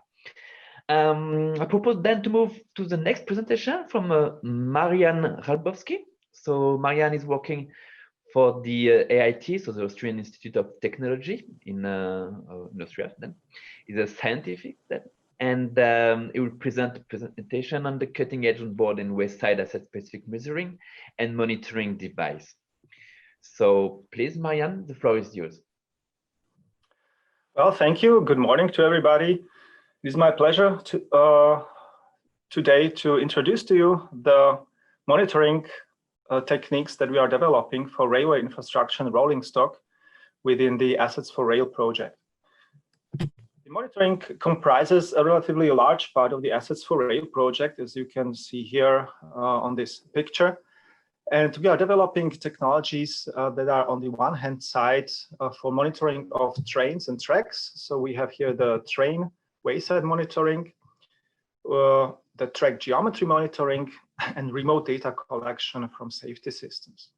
On the other hand, we are developing techniques for monitoring of infrastructure, bridges and tunnels, to detect tunnel defects and to assess bridge health and bridge nodes. So I will go to each of these points very shortly in my presentation to give you a kind of overview of all the monitoring techniques and activities within our project. So first, the aim of the wayside train monitoring is to detect critical bogie failures. And for this purpose, stereo cameras are used to capture the three-dimensional bogie geometry. And from this bogie geometry, bogie failures and surface cracks can be detected. So this is an improvement over the traditional method of using 2D images. And a prototype was already built and tested on cars. And we, as you can see on the pictures, and it is also planned to test it on trains, but unfortunately, due to the travel restrictions in the last months, it was not possible up to now. So using this technology, which provides an automatic visual inspections, we want to achieve a faster and cheaper inspections that also provides a better failure detection. Regarding monitoring of track geometry and safety systems, we have already seen a presentation in the last sessions by Dashu and Shi, who very nicely presented the monitoring of track geometry using the stereo cameras. And for the safety systems, new modular hardware was developed for measurement of current. And using this data, which is then processed by deep learning algorithms, any abnormalities can be detected in the signaling field elements.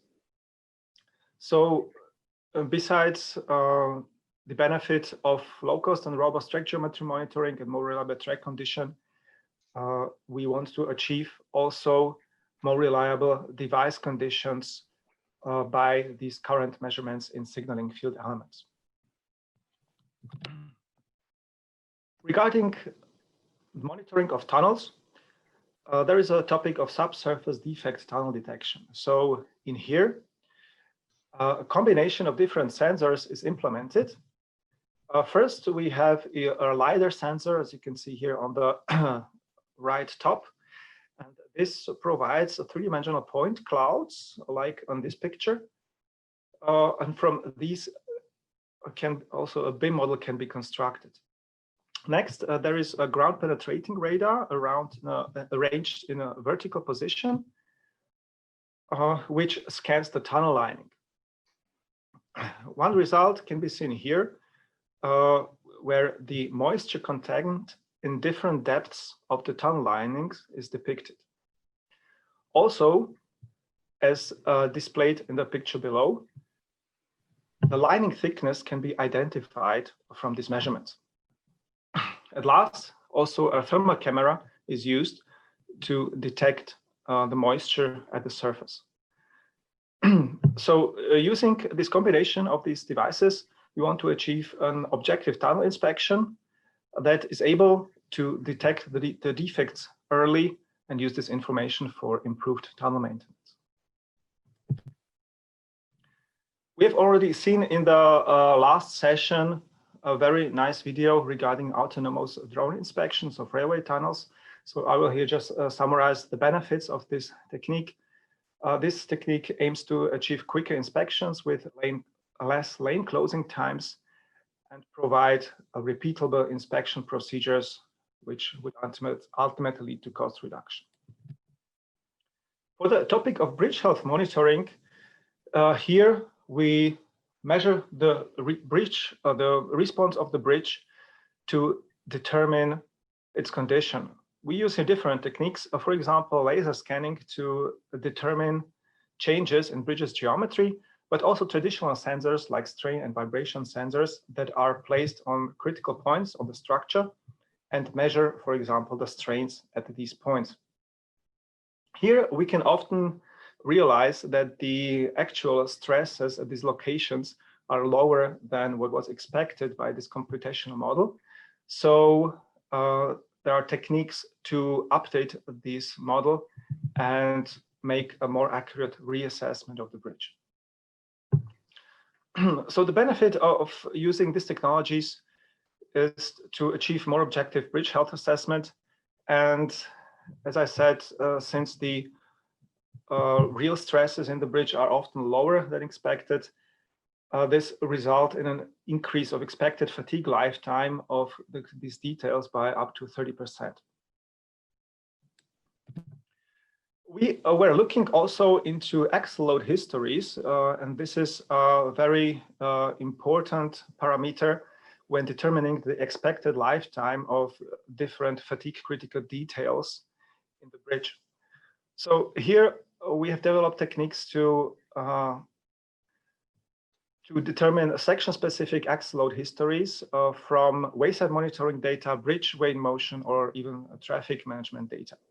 The bridge weight motion that we have used uses strain sensors that are applied on the bridge, and these measure the strain and are also able to identify the axle loads that are passing the bridge. From this data, it is then possible to identify the train type characteristics in a probabilistic manner. And also, when considering the traffic volumes of the past years, section-specific axle load histories can be then constructed. Using this analysis, we hope to achieve a reduction of fatigue log actions of up to 30% for the same traffic volumes in terms of tons per year when compared to the Eurocode load models. Last but not least, the project develops techniques for bridge noise emission monitoring.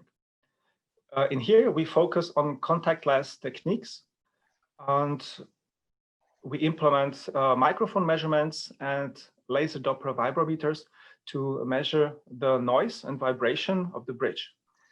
And this information is then used to plan targeted noise damper installations to determine how effective can these dampers be when they are implemented, and to also to tune these dampers to the particular vibration characteristic, to the frequencies and mode shapes of the bridge plates.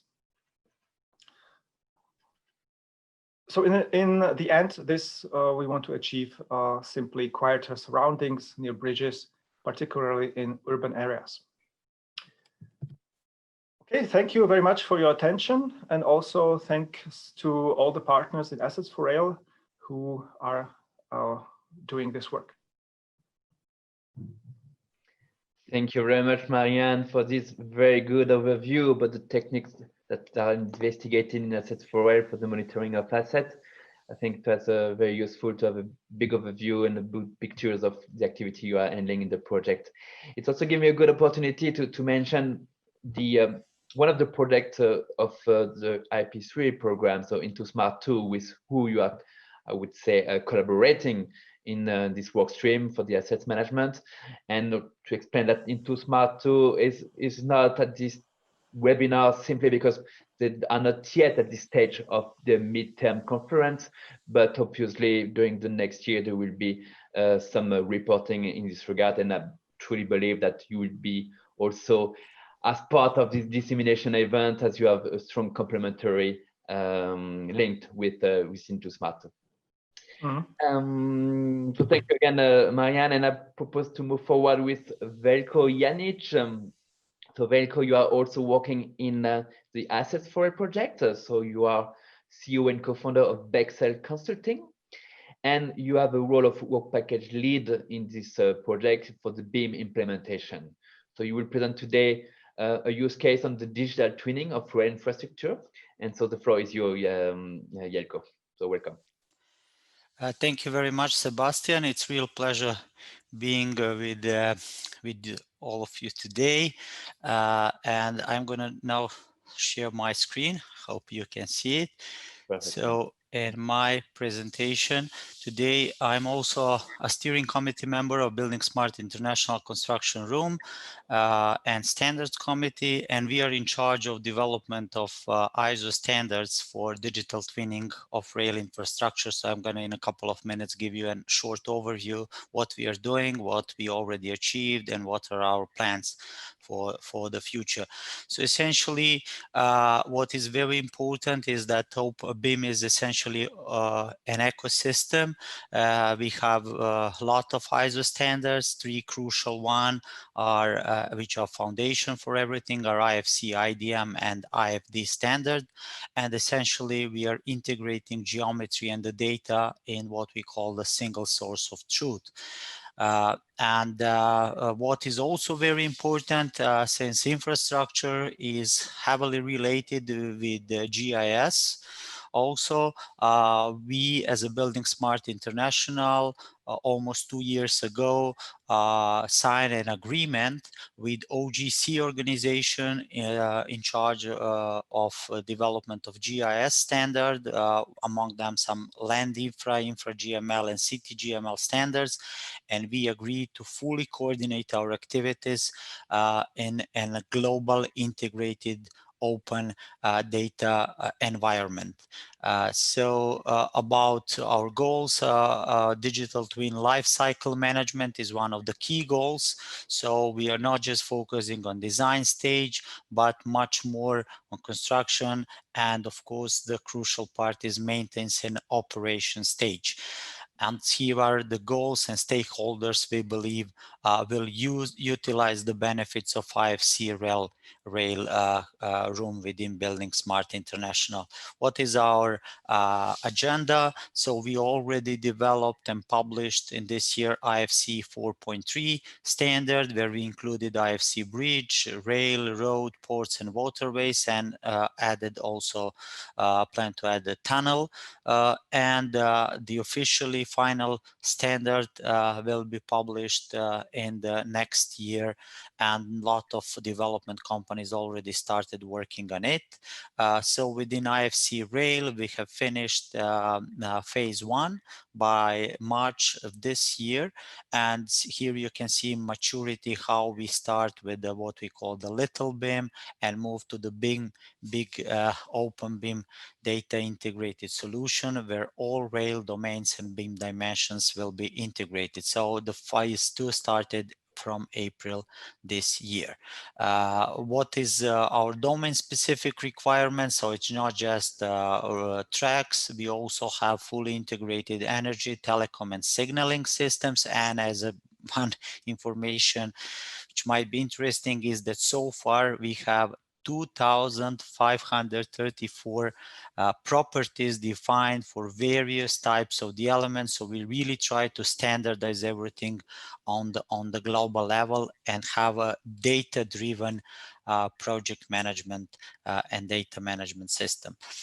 So about data requirements, we are covering not just, as I mentioned, the infrastructure part, but also energy and command control and signaling part. And this is everything is going to be within an open BIM ecosystem developed and standardized. And maybe just at the end to mention the stakeholders. So all leading European, almost all European railway companies are stakeholders in this project. There are some of them from East Asia, and we have plans to enhance this in the future. So essentially all key stakeholders and users of this IFC rail standards are already involved in this platform. Thank you very much for your time. Thank you very much, Veliko, for your presentation. I'm sure there will be a question after during the Q&A, so please remain with us until the end of the webinar. We're going to move forward with the next presentation. So from Stéphane Laurin. So Stéphane, you're working from Thales 6 France. You are a data scientist there, and you take the role of project manager. And you are going to present a use case of data processing for the data management of rail station. So please, Stéphane, the floor is yours. Okay. Hello, good morning, everyone. Thank you, Sebastian. So I'm now presenting you a project into Stampo.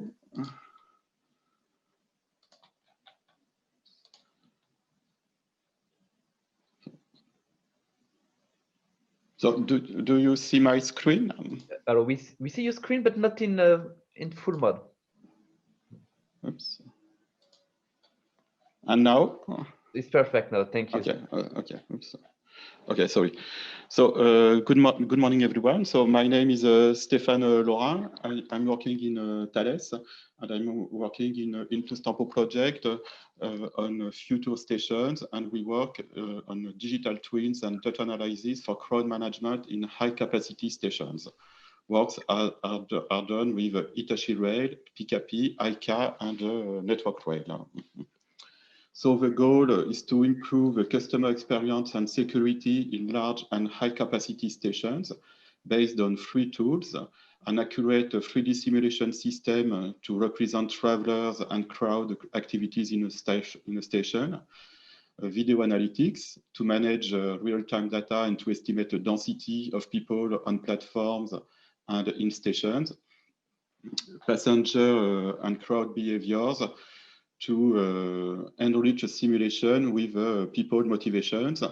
And the goal is to combine these 3 tools to enrich the simulation and to calibrate the simulation with to obtain more realistic results. So in the project, we developed 3 use cases, generic use cases, a training use case. The goal here is to train station operators to react to specific situations. What if use case, the goal here is to test a new hypothesis with operators. And forecast use case, the goal is to warn operators before problems occurs. So I am now showing you a video to illustrate the forecast use case.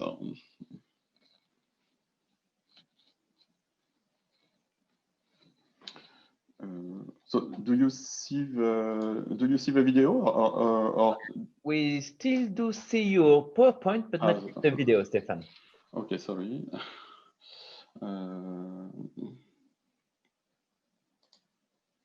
Okay.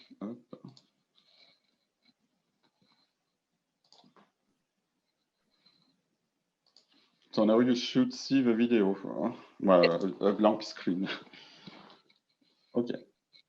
So here we are in Warsaw West Station. So yes, Warsaw West Station is the experimentation site that has been chosen to develop the different components. So here we are in Warsaw West Station in the control center room, where operators look at video screens to monitor the stations to ensure a good security and a good passenger experience.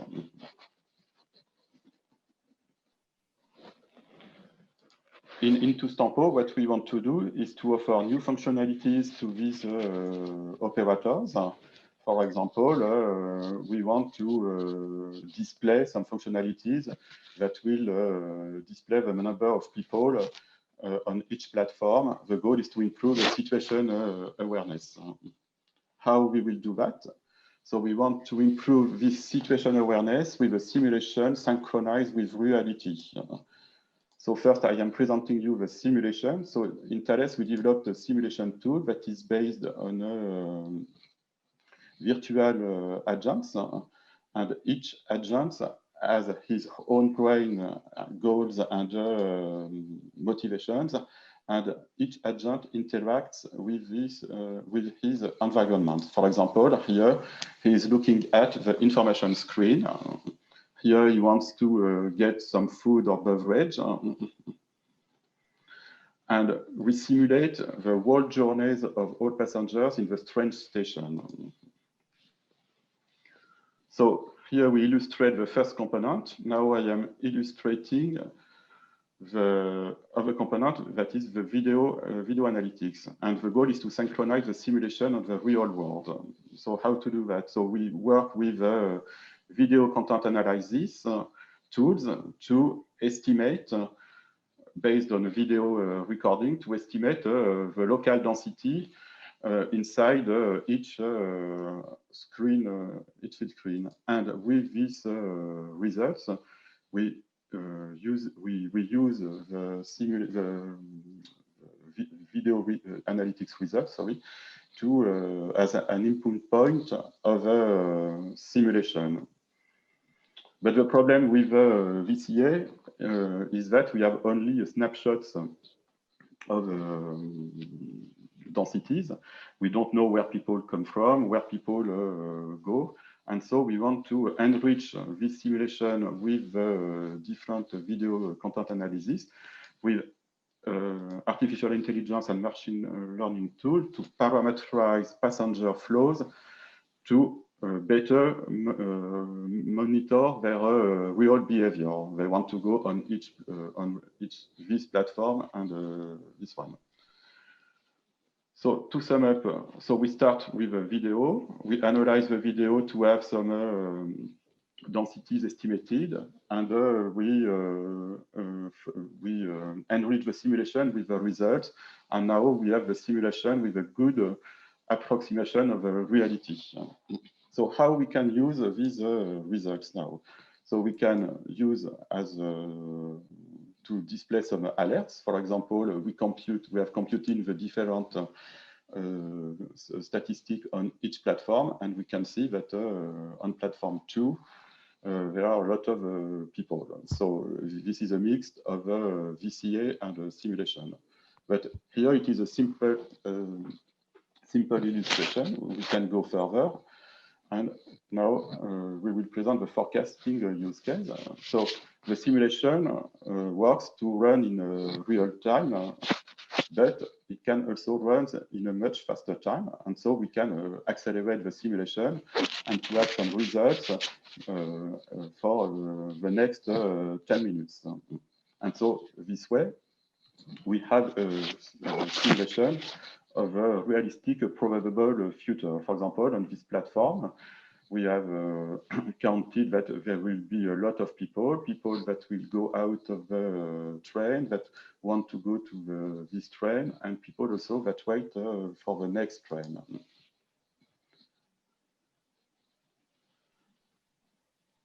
And so with this knowledge,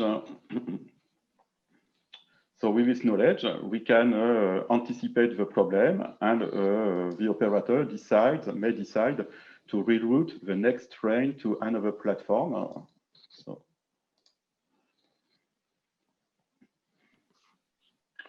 And so it rewinds the simulation to the current situation with a new platform, and it resimulates the new configuration, and we can see that we can see the impact of rerouting the train on another platform. So now I come back to the presentation.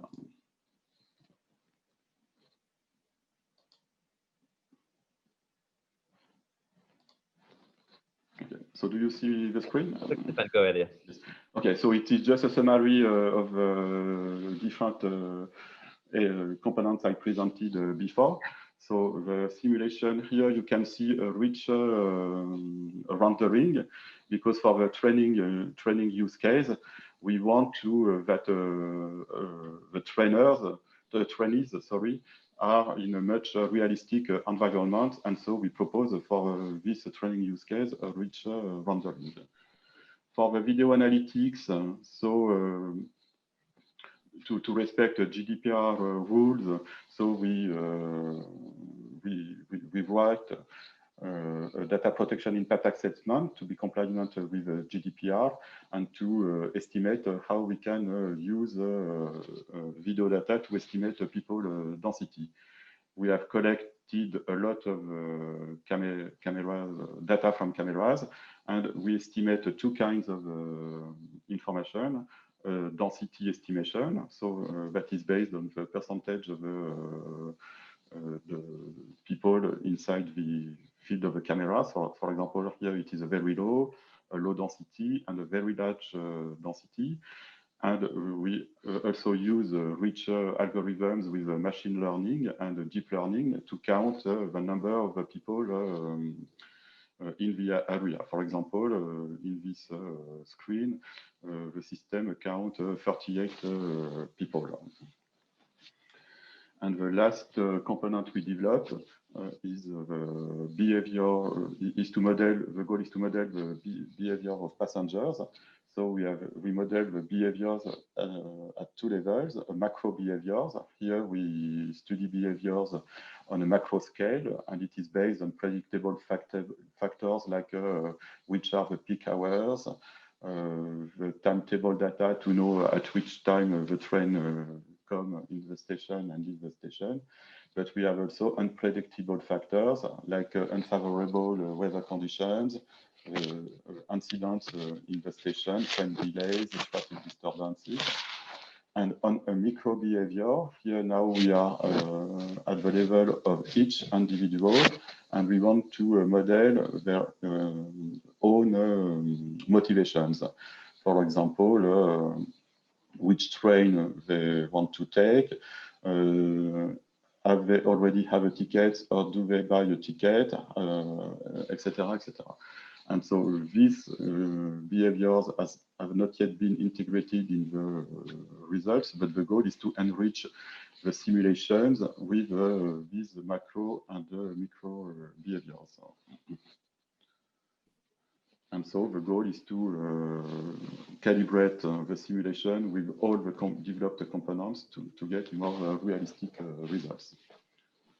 Okay, so thank you very much. That's all for the presentation of the crowd management in a high-capacity station. Thank you. Thank you very much, Stéphane, for this very detailed presentation. I won't come back on this because I'm sure there will be questions regarding your presentation later today. So I propose to simply move forward for the last presentation of this data pillar with Uros Jovanovic. So Uros, you are also working for Bexel Consulting Company, where you are a lead software engineer, and you are going to present the data management of four bridge and tunnels in detail. So please, Uros, the floor is now yours. Thank you. Thank you, Sebastian. If we can just maybe stop sharing the screen from the previous one. Yeah, Stéphane, if you can stop sharing the screen. Excuse me, sorry. No, no problem. So again, hello everyone, good day. And today it is a great privilege to demonstrate the video we prepared on behalf of the Asset4Rail project. So in this video, we will see a couple of demo cases. So these demo cases are presenting the ongoing efforts in the Asset4Rail project to develop an integrated approach between the BIM, so the BIM model and sensor data. So in this video, we will now demonstrate these demo cases. So I will just go ahead and click play. Just let me first share the sound.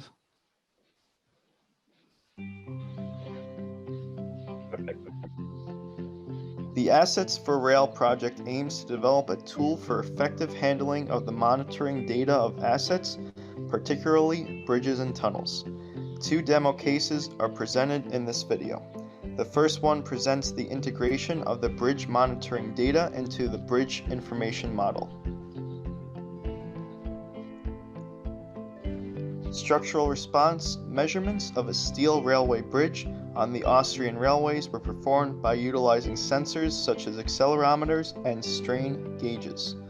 Measurement data combined with wayside monitoring data was employed for the estimation of real axle load histories. Based on the results, a method for the remaining fatigue lifetime of bridges is to be validated by the Assets4Rail project.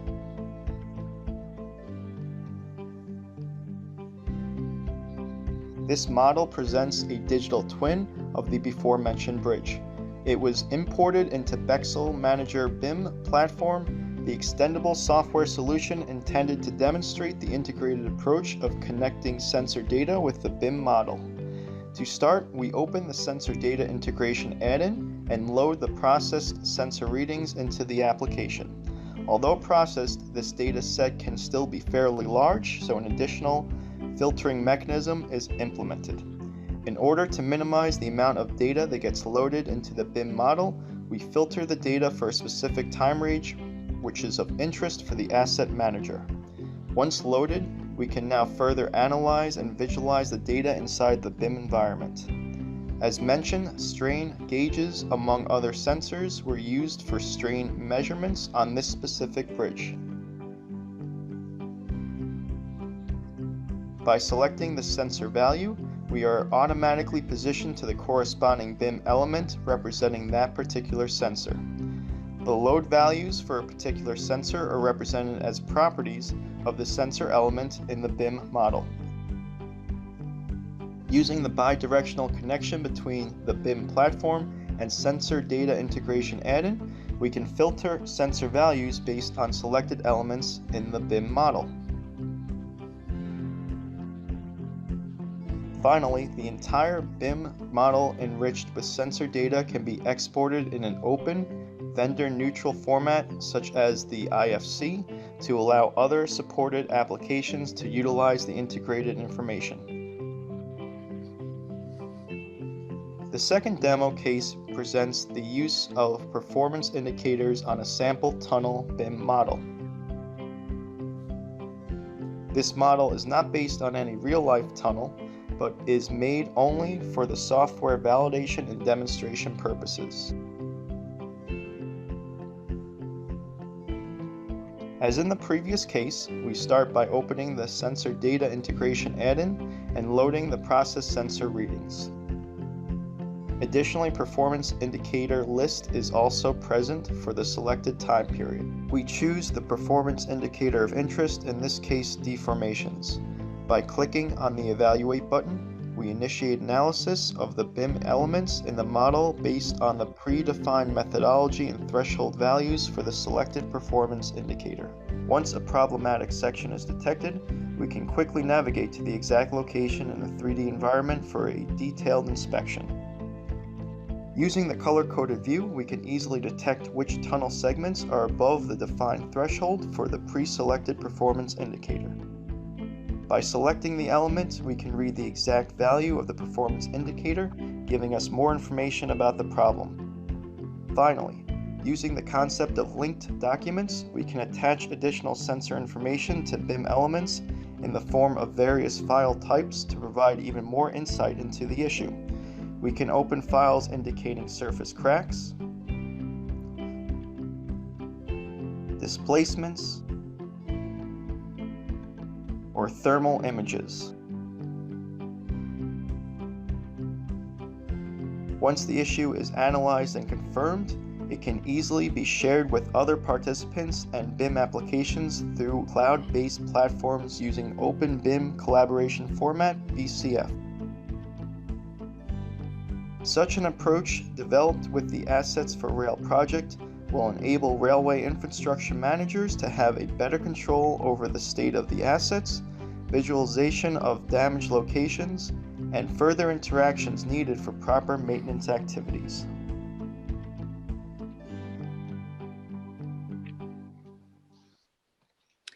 Okay, so that will be it from the video. I will now stop sharing the screen. Thank you everyone for your attention.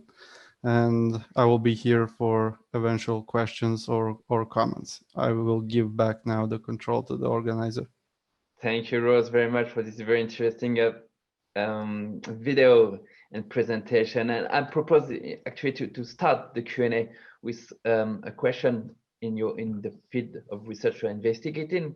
So this is basically what are the advantage of digital twin and BIM approach to asset monitoring and data handling to compare other solutions that are existing for the use case that you just described?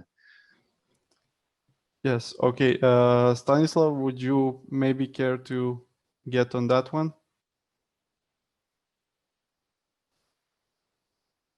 So just you are muted at the moment. Sorry. Sebastian, you're asking about the advantages. Yeah, correct, Stanislav. Yeah, so we know that, there exist a lot of different solutions for monitoring of assets, and all those solutions has also, they might have some 3D views, 3D visualization of assets, but I think what is the major advantage is so digital twin and BIM with it is actually a kind of digital replica of the asset. With digital twin of railway asset, asset manager can understand the current condition of asset much better, as IFS standard enable that those properties, the objects which form information model, they are presented also with actual properties. And so anytime when asset manager wants to check what is the condition, he can check not only properties which are monitored, but also other kind of things which are important to know about the condition of this asset or the object. Okay. If I may just add, oh, sorry. Yeah. Please. Yeah, very quick. Go ahead. Okay, thanks. There was a question, relationship between IFC Rail and Rail ML standard. Yeah, but sorry, Veiko, because I've seen that it has been answered live. So I prefer to move forward with another question, if you don't mind, because we're running a little bit late. Sorry for that. Okay. And it's a question for Stefan, actually, on the data management of rail station. And Stefan, could you please answer to this one? Is a system that you develop generic enough to be used in other station and configurations? Yeah, thank you, Sebastian, for the question. Yes, the goal is to have a generic tool. What we need as input is a 3D model of a station, a digital twin, 3D model, and general statistic. I talked before about macro behaviors, so like timetables, peak hours. So with these two inputs, yes, we can generalize the tools we developed for a lot of stations. And there was a question also in the chat. we use existing cameras to perform video analytics. We don't need new cameras to be installed to perform the different analysis. Okay, that's perfect. Thank you, Stefan, for your clarification in this regard. So if there are any other question, I propose to use indeed the Q&A functionalities into the tool in order to raise any points you would like the speakers to answer. And I will kindly ask the speakers to answer through this tool as well, as I would like now to move to the last pillar on greener and to invite Aneta to come back to the virtual stage to propose this introduction on the environmental and societal sustainability. So Aneta. Thank you. Good morning, everyone. For those of you who just joined us, my name is Aneta Tumilovic and I work for Network Rail, which is the UK's infrastructure manager. And we are coordinating one of the Innovation Programme 3 projects into STEMPO. And I have a great pleasure today in welcoming you to the part of the Shift2Rail Innovation Days webinar, which is focused on how our research and innovations can make railway industry even more environmentally friendly and even more sustainable. Why this pillar? Why green? Well, as you may be aware, the European Commission's Green Deal is a set of policy initiative which, with the overreaching aim of making Europe climate neutral in 2050. As a part of that activity, the EC has proposed year 2021 as the European Year of Rail, and by doing so, positioned rail at the very heart of achieving the European Green Deal. I think this is a fantastic occasion to further raise awareness of rail already being amongst the most sustainable and safest modes of transports, and its potential to become the backbone of the sustainable, climate neutral mobility and transport system of choice for travelers. But what is important to acknowledge is that even long before the Green Deal, Shift2Rail had identified the environmental and social sustainability as one of its core capabilities to achieve within the program. The goal of Shift2Rail is to contribute to continuation of delivery of sustainable transport solution as overall travel demand intensifies and is forecasted to doing so.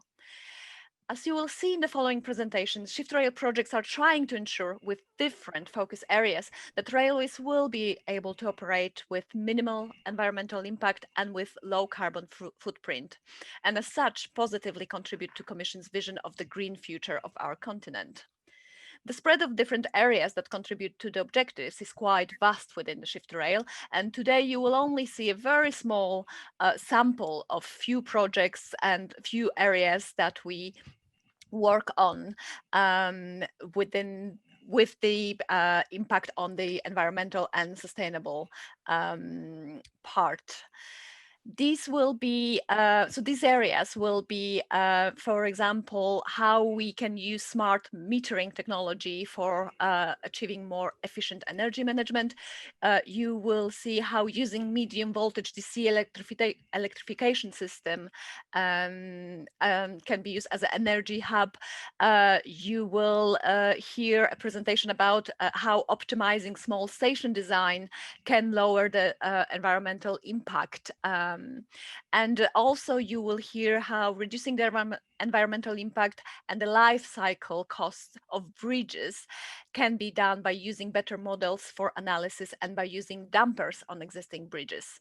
I hope you will enjoy this session, and we will be welcoming your questions at the end of the last one as well. Thank you. Thank you very much, Aneta, for this introduction on this greener pillar. And I propose to move directly with Raid Karumi with his presentation on the high-speed, low-cost bridges. So Raid, you have a professor and head of division of structural engineering and bridges at KTH University in Sweden. And you are part of the Into Track 2 project as a Task 5.5 leader. So please, Raid, the floor is yours.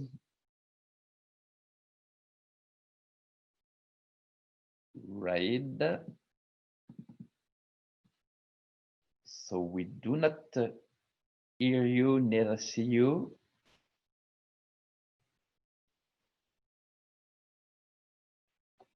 Okay, I think Red maybe is facing a difficulty to join. So I propose to move then to directly the next presentation. So from Olivier Langlois. Olivier, you will present your solution on smart metering. So you are part as well of the Into Tempo project, exactly like Aneta. And you are the TD3.10 leader in smart metering, and as I mentioned, working as an electric engineer. So Olivier, the floor is yours. And I think this is Aneta that will propose a small video. Yes, yes, exactly. Thank you very much. So I don't know. Yes, just to introduce. So maybe thank you for this opportunity. So smart metering for energy management has been starting at the very beginning of Shift2Rail a couple of years ago now. And the objective is to reduce energy consumption, or at least to make a better usage of energy. So I'm very pleased to introduce you the project with this video. Thanks. Within Shift2Rail, Into Tempo project includes smart metering topic aiming at mapping energy flows on a whole railway system to measure energy consumption of non-traction systems such as stations and maintenance facilities, and to monitor performance of the traction power supply. The general principle of smart metering is to collect measurements from trains and power substations thanks to gateways to a data management platform. Data is processed and analyzed in order to feed user applications for operators and infrastructure managers, for example. Smart metering is deployed in 3 use cases. 2 sites are in the UK, commercial line operation and electrical infrastructure monitoring. The 3rd site is in Spain for stationing and maintenance operation. For the first use case, commercial line operation, the smart metering system is installed on the 750 volts 3rd rail on the Tonbridge to Reading line. To obtain a fine energy flow mapping in an efficient manner, 3 sites have been chosen to monitor high voltage AC distribution network as well as DC 3rd rail. At Bletchingley Tunnel, smart metering equipment monitors both 750 volts and 22 kV sides using non-intrusive sensors. Instant monitoring of the total power supply to the line is achieved by current and voltage sensors at Crowhurst Junction 22 kV switching station. Detailed monitoring at Chiddingstone substation is achieved with additional sensors on transformer rectifier unit and state-of-the-art clamps on the DC track feeders. On the rolling stock side, GPS units have been prepared by experts for train onboard monitoring. For the second use case, stationing and maintenance operation, smart metering system is installed in Zaragoza tram depot in order to measure many variables: low voltages and currents, traction voltage and currents, meteor data and air conditioning power. A current sensor is installed in the substation of the depot in 750 volts DC.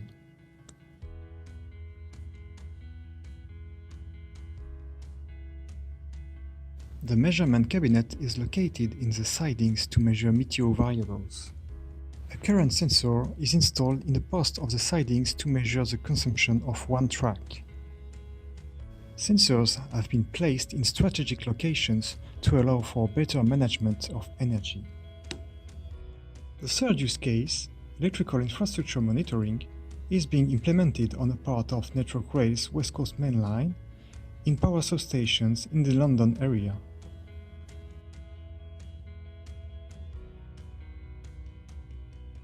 On the data architecture side, data coming from the field is transmitted via the MQTT protocol to a broker in Hitachi's lab, where data is processed by a Spark application and the results are stored in a time series database. Finally, Visualization tools are used to extrapolate data and display them to the user via an interactive dashboard.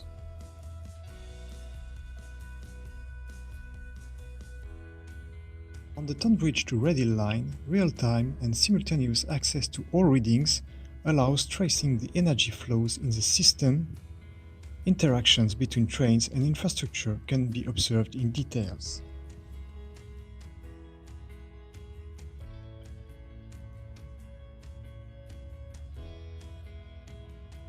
Power demand patterns can be traced and better understood at each level of the traction power system.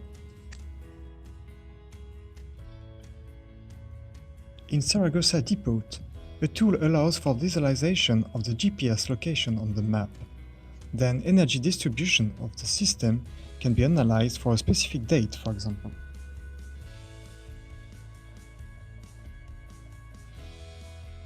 On London West Coast Main Line, the data will be triggered to record system faults and other events like circuit breakers, operations and disturbances. At the end, future smart metering applications will be real-time system capacity view, abnormal behavior or fault detections for preventive maintenance, impedance mapping for fast identification of components aging, live view on interoperability and EMC between trains and infrastructure, location sweet spots for energy equipment or management investments, energy losses reduction, and energy saving advisory tool for a greener railway in the future.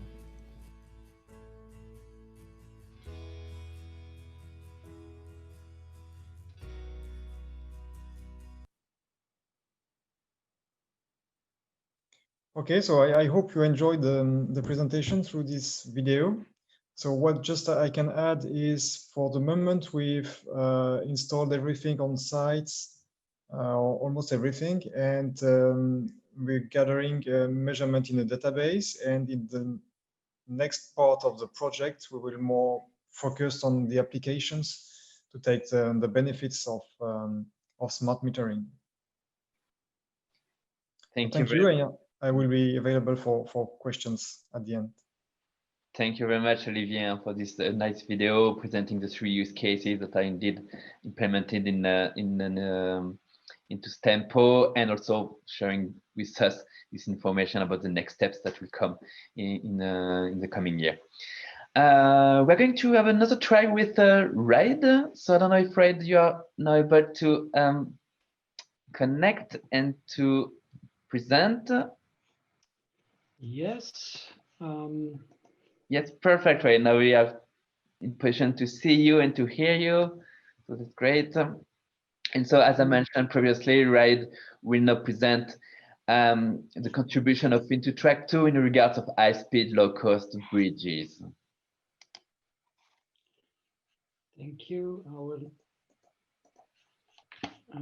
share my screen.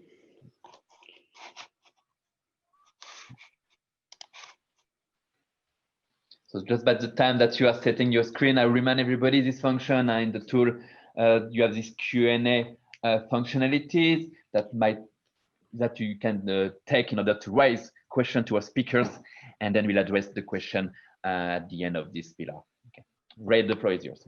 Thank you, Sebastian.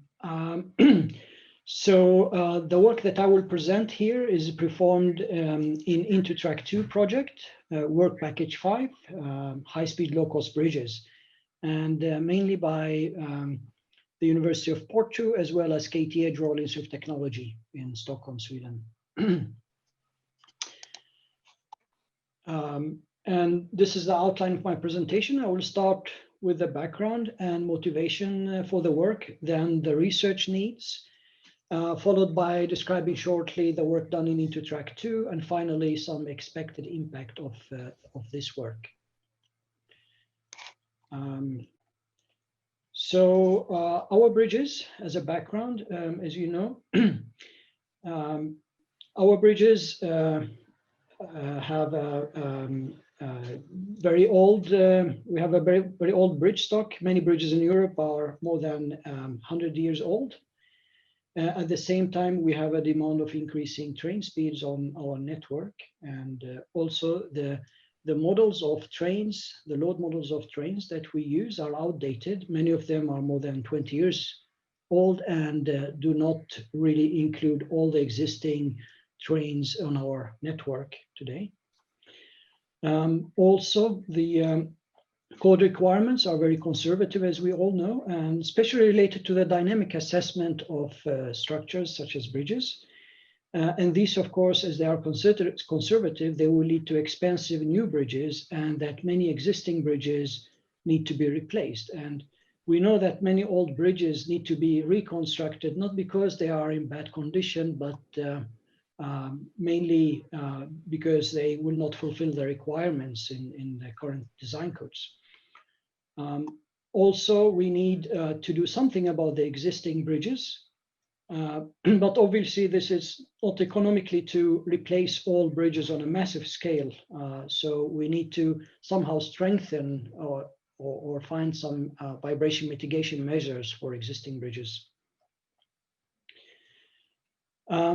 So this is a list of identified research needs.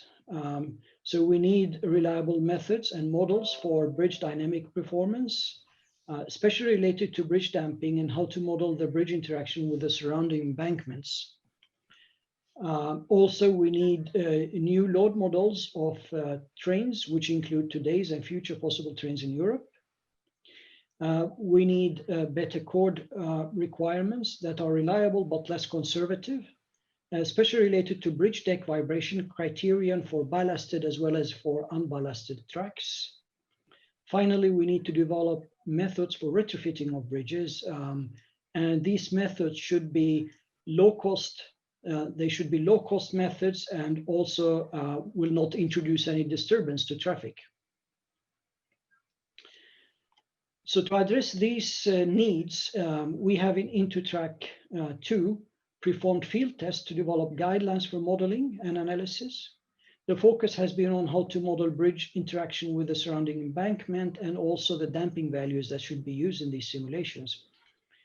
We have developed a new design philosophy for analysis of new bridges that will use less material. We are also gathering train data and making simulations to revise the existing train load models. Finally, we are in IntoTrack 2 also developing dampers to improve the dynamical performance, and I will show a photo of the dampers on the testing. This photo you see on the right-hand side shows a full-scale test that was done in this project on a bridge in Sweden, where you can see we measure with sensors during the passage of trains, as well as we have developed within the project a load shaker that is used to put in the bridge into vibrations. Again, we see it here. This is a full-scale test on a portal frame bridge, where you see the load shaker and you see also the sensors. So we put sensors on the deck, in the ballast, on the track, and on the bridge, and measure the displacements and the vibrations of the structure. And then we use this measured data to calibrate models to make better predictions of the dynamical behavior at different speeds, as you can see from the graph.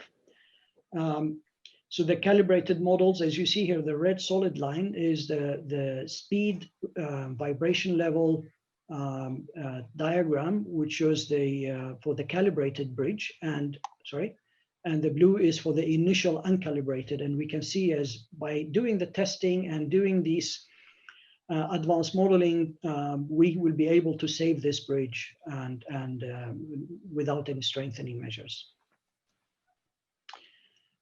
This is another bridge test. This is a continuous 3-span bridge. You see the load shaker is positioned on the right side.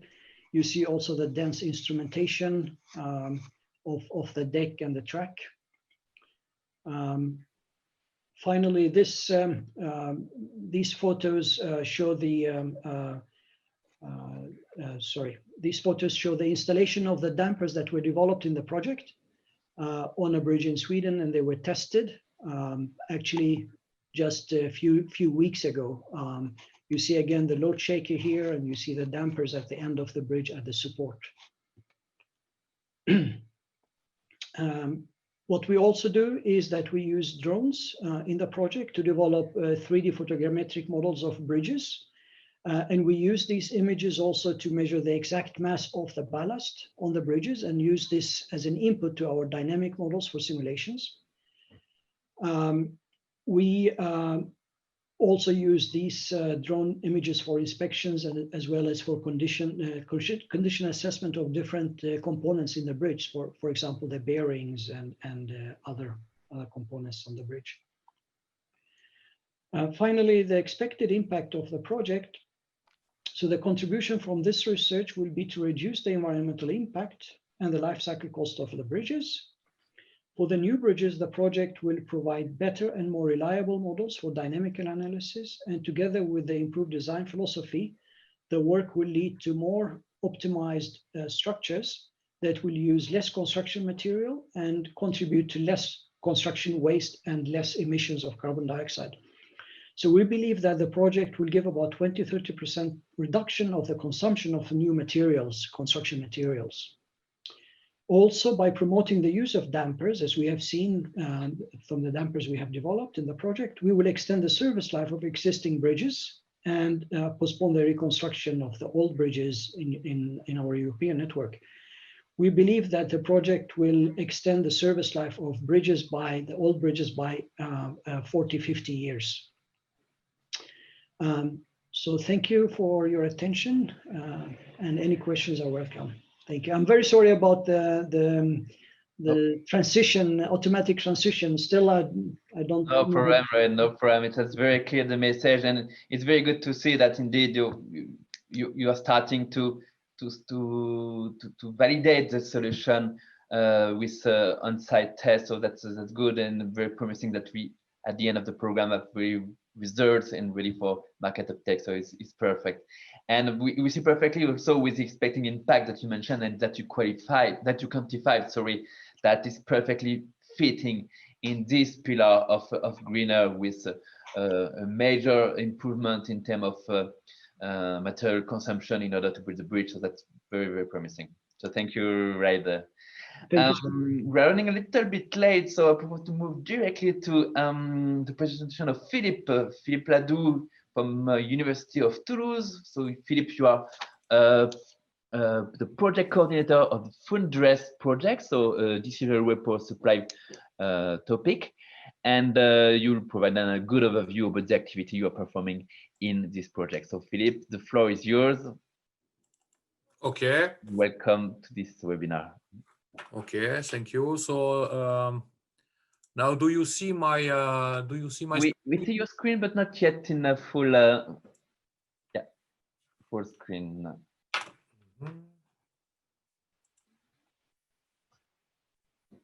Now it should be okay. That's perfect. Thank you, Philippe. Okay. So good morning, ladies and gentlemen. Thank you, Sébastien, for your kind introduction. So Fundress is an academic project with 3 partners: the Polytechnic School of Lausanne in Switzerland, the Polytechnic Institute in Milano in Italy, and the Polytechnic Institute of the University of Toulouse in France. So the project Fundress focuses on a new electrification DC system. So this slide gives an overview of the existing electrification system in European Union. We can note that 40% of the lines are electrified in DC. The advantages and the drawback of each electrification system are well known. The medium voltage AC systems use a light contact line, but the main drawback of the 16.7 Hz system is its specific electricity production network. On the other hand, the 50 Hz power supply requires neutral section along the line, and the single phase substations behave as unbalanced loads for the public grid. On the other hand, the DC system is suffering from its relatively low voltage level. The cross-section of the overhead line can be very harsh in some part of the line, up to 1,000 square millimeter in 1.5 kilovolt. So Fundraise project consider MVDC electrification system to mix advantages of the existing electrification systems. The power sharing between the substations, three-phase power supply from a public grid, a simple locomotive onboard power converter, and a light overhead line without inductive voltage drop. So we don't have to be afraid to increase the voltage in DC, because now power electronics is mature enough. We use power converters for HVDC transmission lines. The solid-state DC circuit breaker are now tuned, and medium voltage drive for industrial motor are commercially available. And SiC power semiconductors enable the realization of compact medium voltage traction converter. And on the other hand, Fundraise is a real breakthrough for the future of rail transportation. It's a solution for countries which do not yet have electrified railway line. It's a solution in the case of DC lines renewal. And of course, we can use the contact line as an energy hub for renewable energy. Sorry. So Fundraise proposed a new power supply scenario. The overhead line DC voltage is increased to 9 kilovolt. The substation spacing is between 50 and 100 kilometers, and renewable energy sources and storage devices are distributed along the railway line. They are connected to the contact line thanks to a solid-state transformer, which adapts the voltage level and provide a galvanic isolation. Reversible AC-DC converters allows to exchange active and reactive power with the AC power grid. Then ancillary services can be also offered, such as voltage control or frequency control.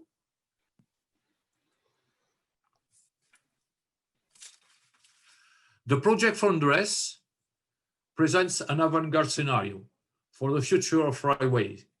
Fundraise makes it possible to increase the capacity of the rail transport system with the improvement of energy efficiency from 90% to 95% in the case of DC lines. And Fundraise reduces investment by offering a significant reduction in the cost of renewing the contact line. So in the Fundraise project, we want to quantify the impact of the voltage increase in DC electrification. We analyze several power supply scenarios with renewable sources and consider also the interaction with the public grid. For this, we are developing modeling tools and digital twins. An experimental demonstration will be offered at the end of the project. And finally, a recommendation for a future unified DC railway power supply will be given. So thank you for your attention, and I will respond to your question during the Q&A session. Thank you very much, Philippe, for this very good overview about Fundraise objective and the first steps that you did in the project. I propose now to jump for the last speaker of this panel and basically the last speaker of this webinar as well. This is Pavel Wróblewski. So Pavel, you are an expert in PKP in the R&D office, and you are working on the work package 6 and 7 of Intus Tempo. And today you will present another view of the activities that are done in regards of station design in the program. So please, Pavel, the floor is yours for this last presentation of the IP3 webinar. So we do see you on the screen. Good afternoon.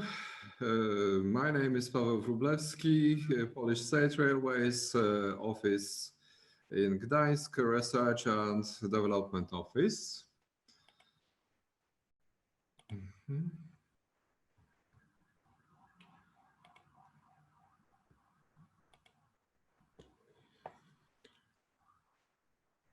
Perfect. You can perfectly see your screen. You can go ahead. Okay. Let me introduce to you the small stations solutions developed in work package number 7 of Intu's Tempo partnership. The scope called Station of the Future. Our work package partners you can see on the map. And in many countries, we have the same problems with ensuring a good level of service, especially at small stations, provided at low cost and which could be friendly, eco-friendly. Hence, the most visible objective will be to upgrade the experience of travelers, especially the wide range of people with reduced mobility, PRM, as you see on this slide. Less visible, but there will be many electronic solutions for saving costs, safety, and using the information at hand in modern way. Our solution demonstrator will be part of Yurata station that is being designed. Yurata is a small summer holiday resort on the Hel Peninsula in the north of Poland. What is typical for this place is a huge traffic only in summer. And one of the principles of our project is the great flexibility. Hence, our solutions for passenger includes not only the station building and roofing, but also direct and further areas for use as a summer waiting room or a kind of Wohnhof. The environment around the Yurata station is very sensitive. So our eco solutions will concern the reduction of energy consumption, also the use of the rainwater and new components and materials from which we will build. The important matter for this application of our ideas in other places is modular design and construction. If necessary, the models can be used more than twice. Similarly, in electronic devices, it's important to link and automate as many operations as possible. Not only the logical links between electronics are important, but also, for example, the combination of monitoring with lighting and simple architectural design. An example of the challenge of the COVID era will be the most automated toilet, which doesn't require a lot of interference from cleaning and technical on-site service.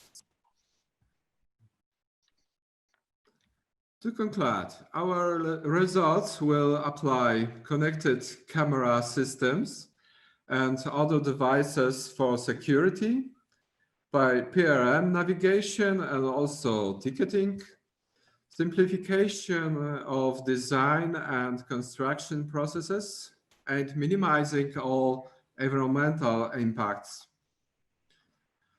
It's important that the results will be described in a way that can be used in other countries and different climate conditions. We already invite you to the final conference of our project in 2022. And now, thank you for your attention. Thank you very much, Pavel, for this detailed presentation, giving a nevertheless a good overview about the activities you are doing in Intu's Tempo in regards of station design. So very, very interesting and promising in terms of research. We are now starting the Q&A session, but unfortunately we are running a little bit late in terms of time. So I've seen several answers have been already addressed in the Q&A function of the chat. I would then just ask one of the speakers. So for example, Olivier, because we have an interesting question on the smart metering solution. So Olivier, what is innovation in your smart metering solution in terms of architecture? So could you develop a little bit on this? Yes, can you hear me? Perfectly, Olivier. Okay, good. Yes, regarding the innovations, actually, in the principle of the smart metering, it is not very innovative in terms of architecture, because the idea is to use, let's say, conventional architecture, like in other domain for the data transmission and the collection and in the database. But the innovation is more in the intelligence of the usage of the data to make analysis, to determine energies or values that are not directly measured. So the innovation is more in the data processing to make something interesting with the data at the end. Okay, thank you for this clarification, then Olivier, and I hope it's addressing the question that has been raised in this regard. Unfortunately, this webinar is now coming to an end. So I would like to thank all the speakers for their availability and the quality of the presentation. And would you need more insights about the infrastructure program or specific projects, do not hesitate to consult the Shift2Rail website and the open core website as well, where stored all the news, videos, and obviously the public deliverables that are available. The Shift2Rail Innovation Days are not over for the day. So it will restart at 1:30 with a webinar session on the role of the rail in the member state innovation strategy. So I wish you all a very good lunch break and a pleasant afternoon with Shift2Rail. Have a nice day. Bye-bye.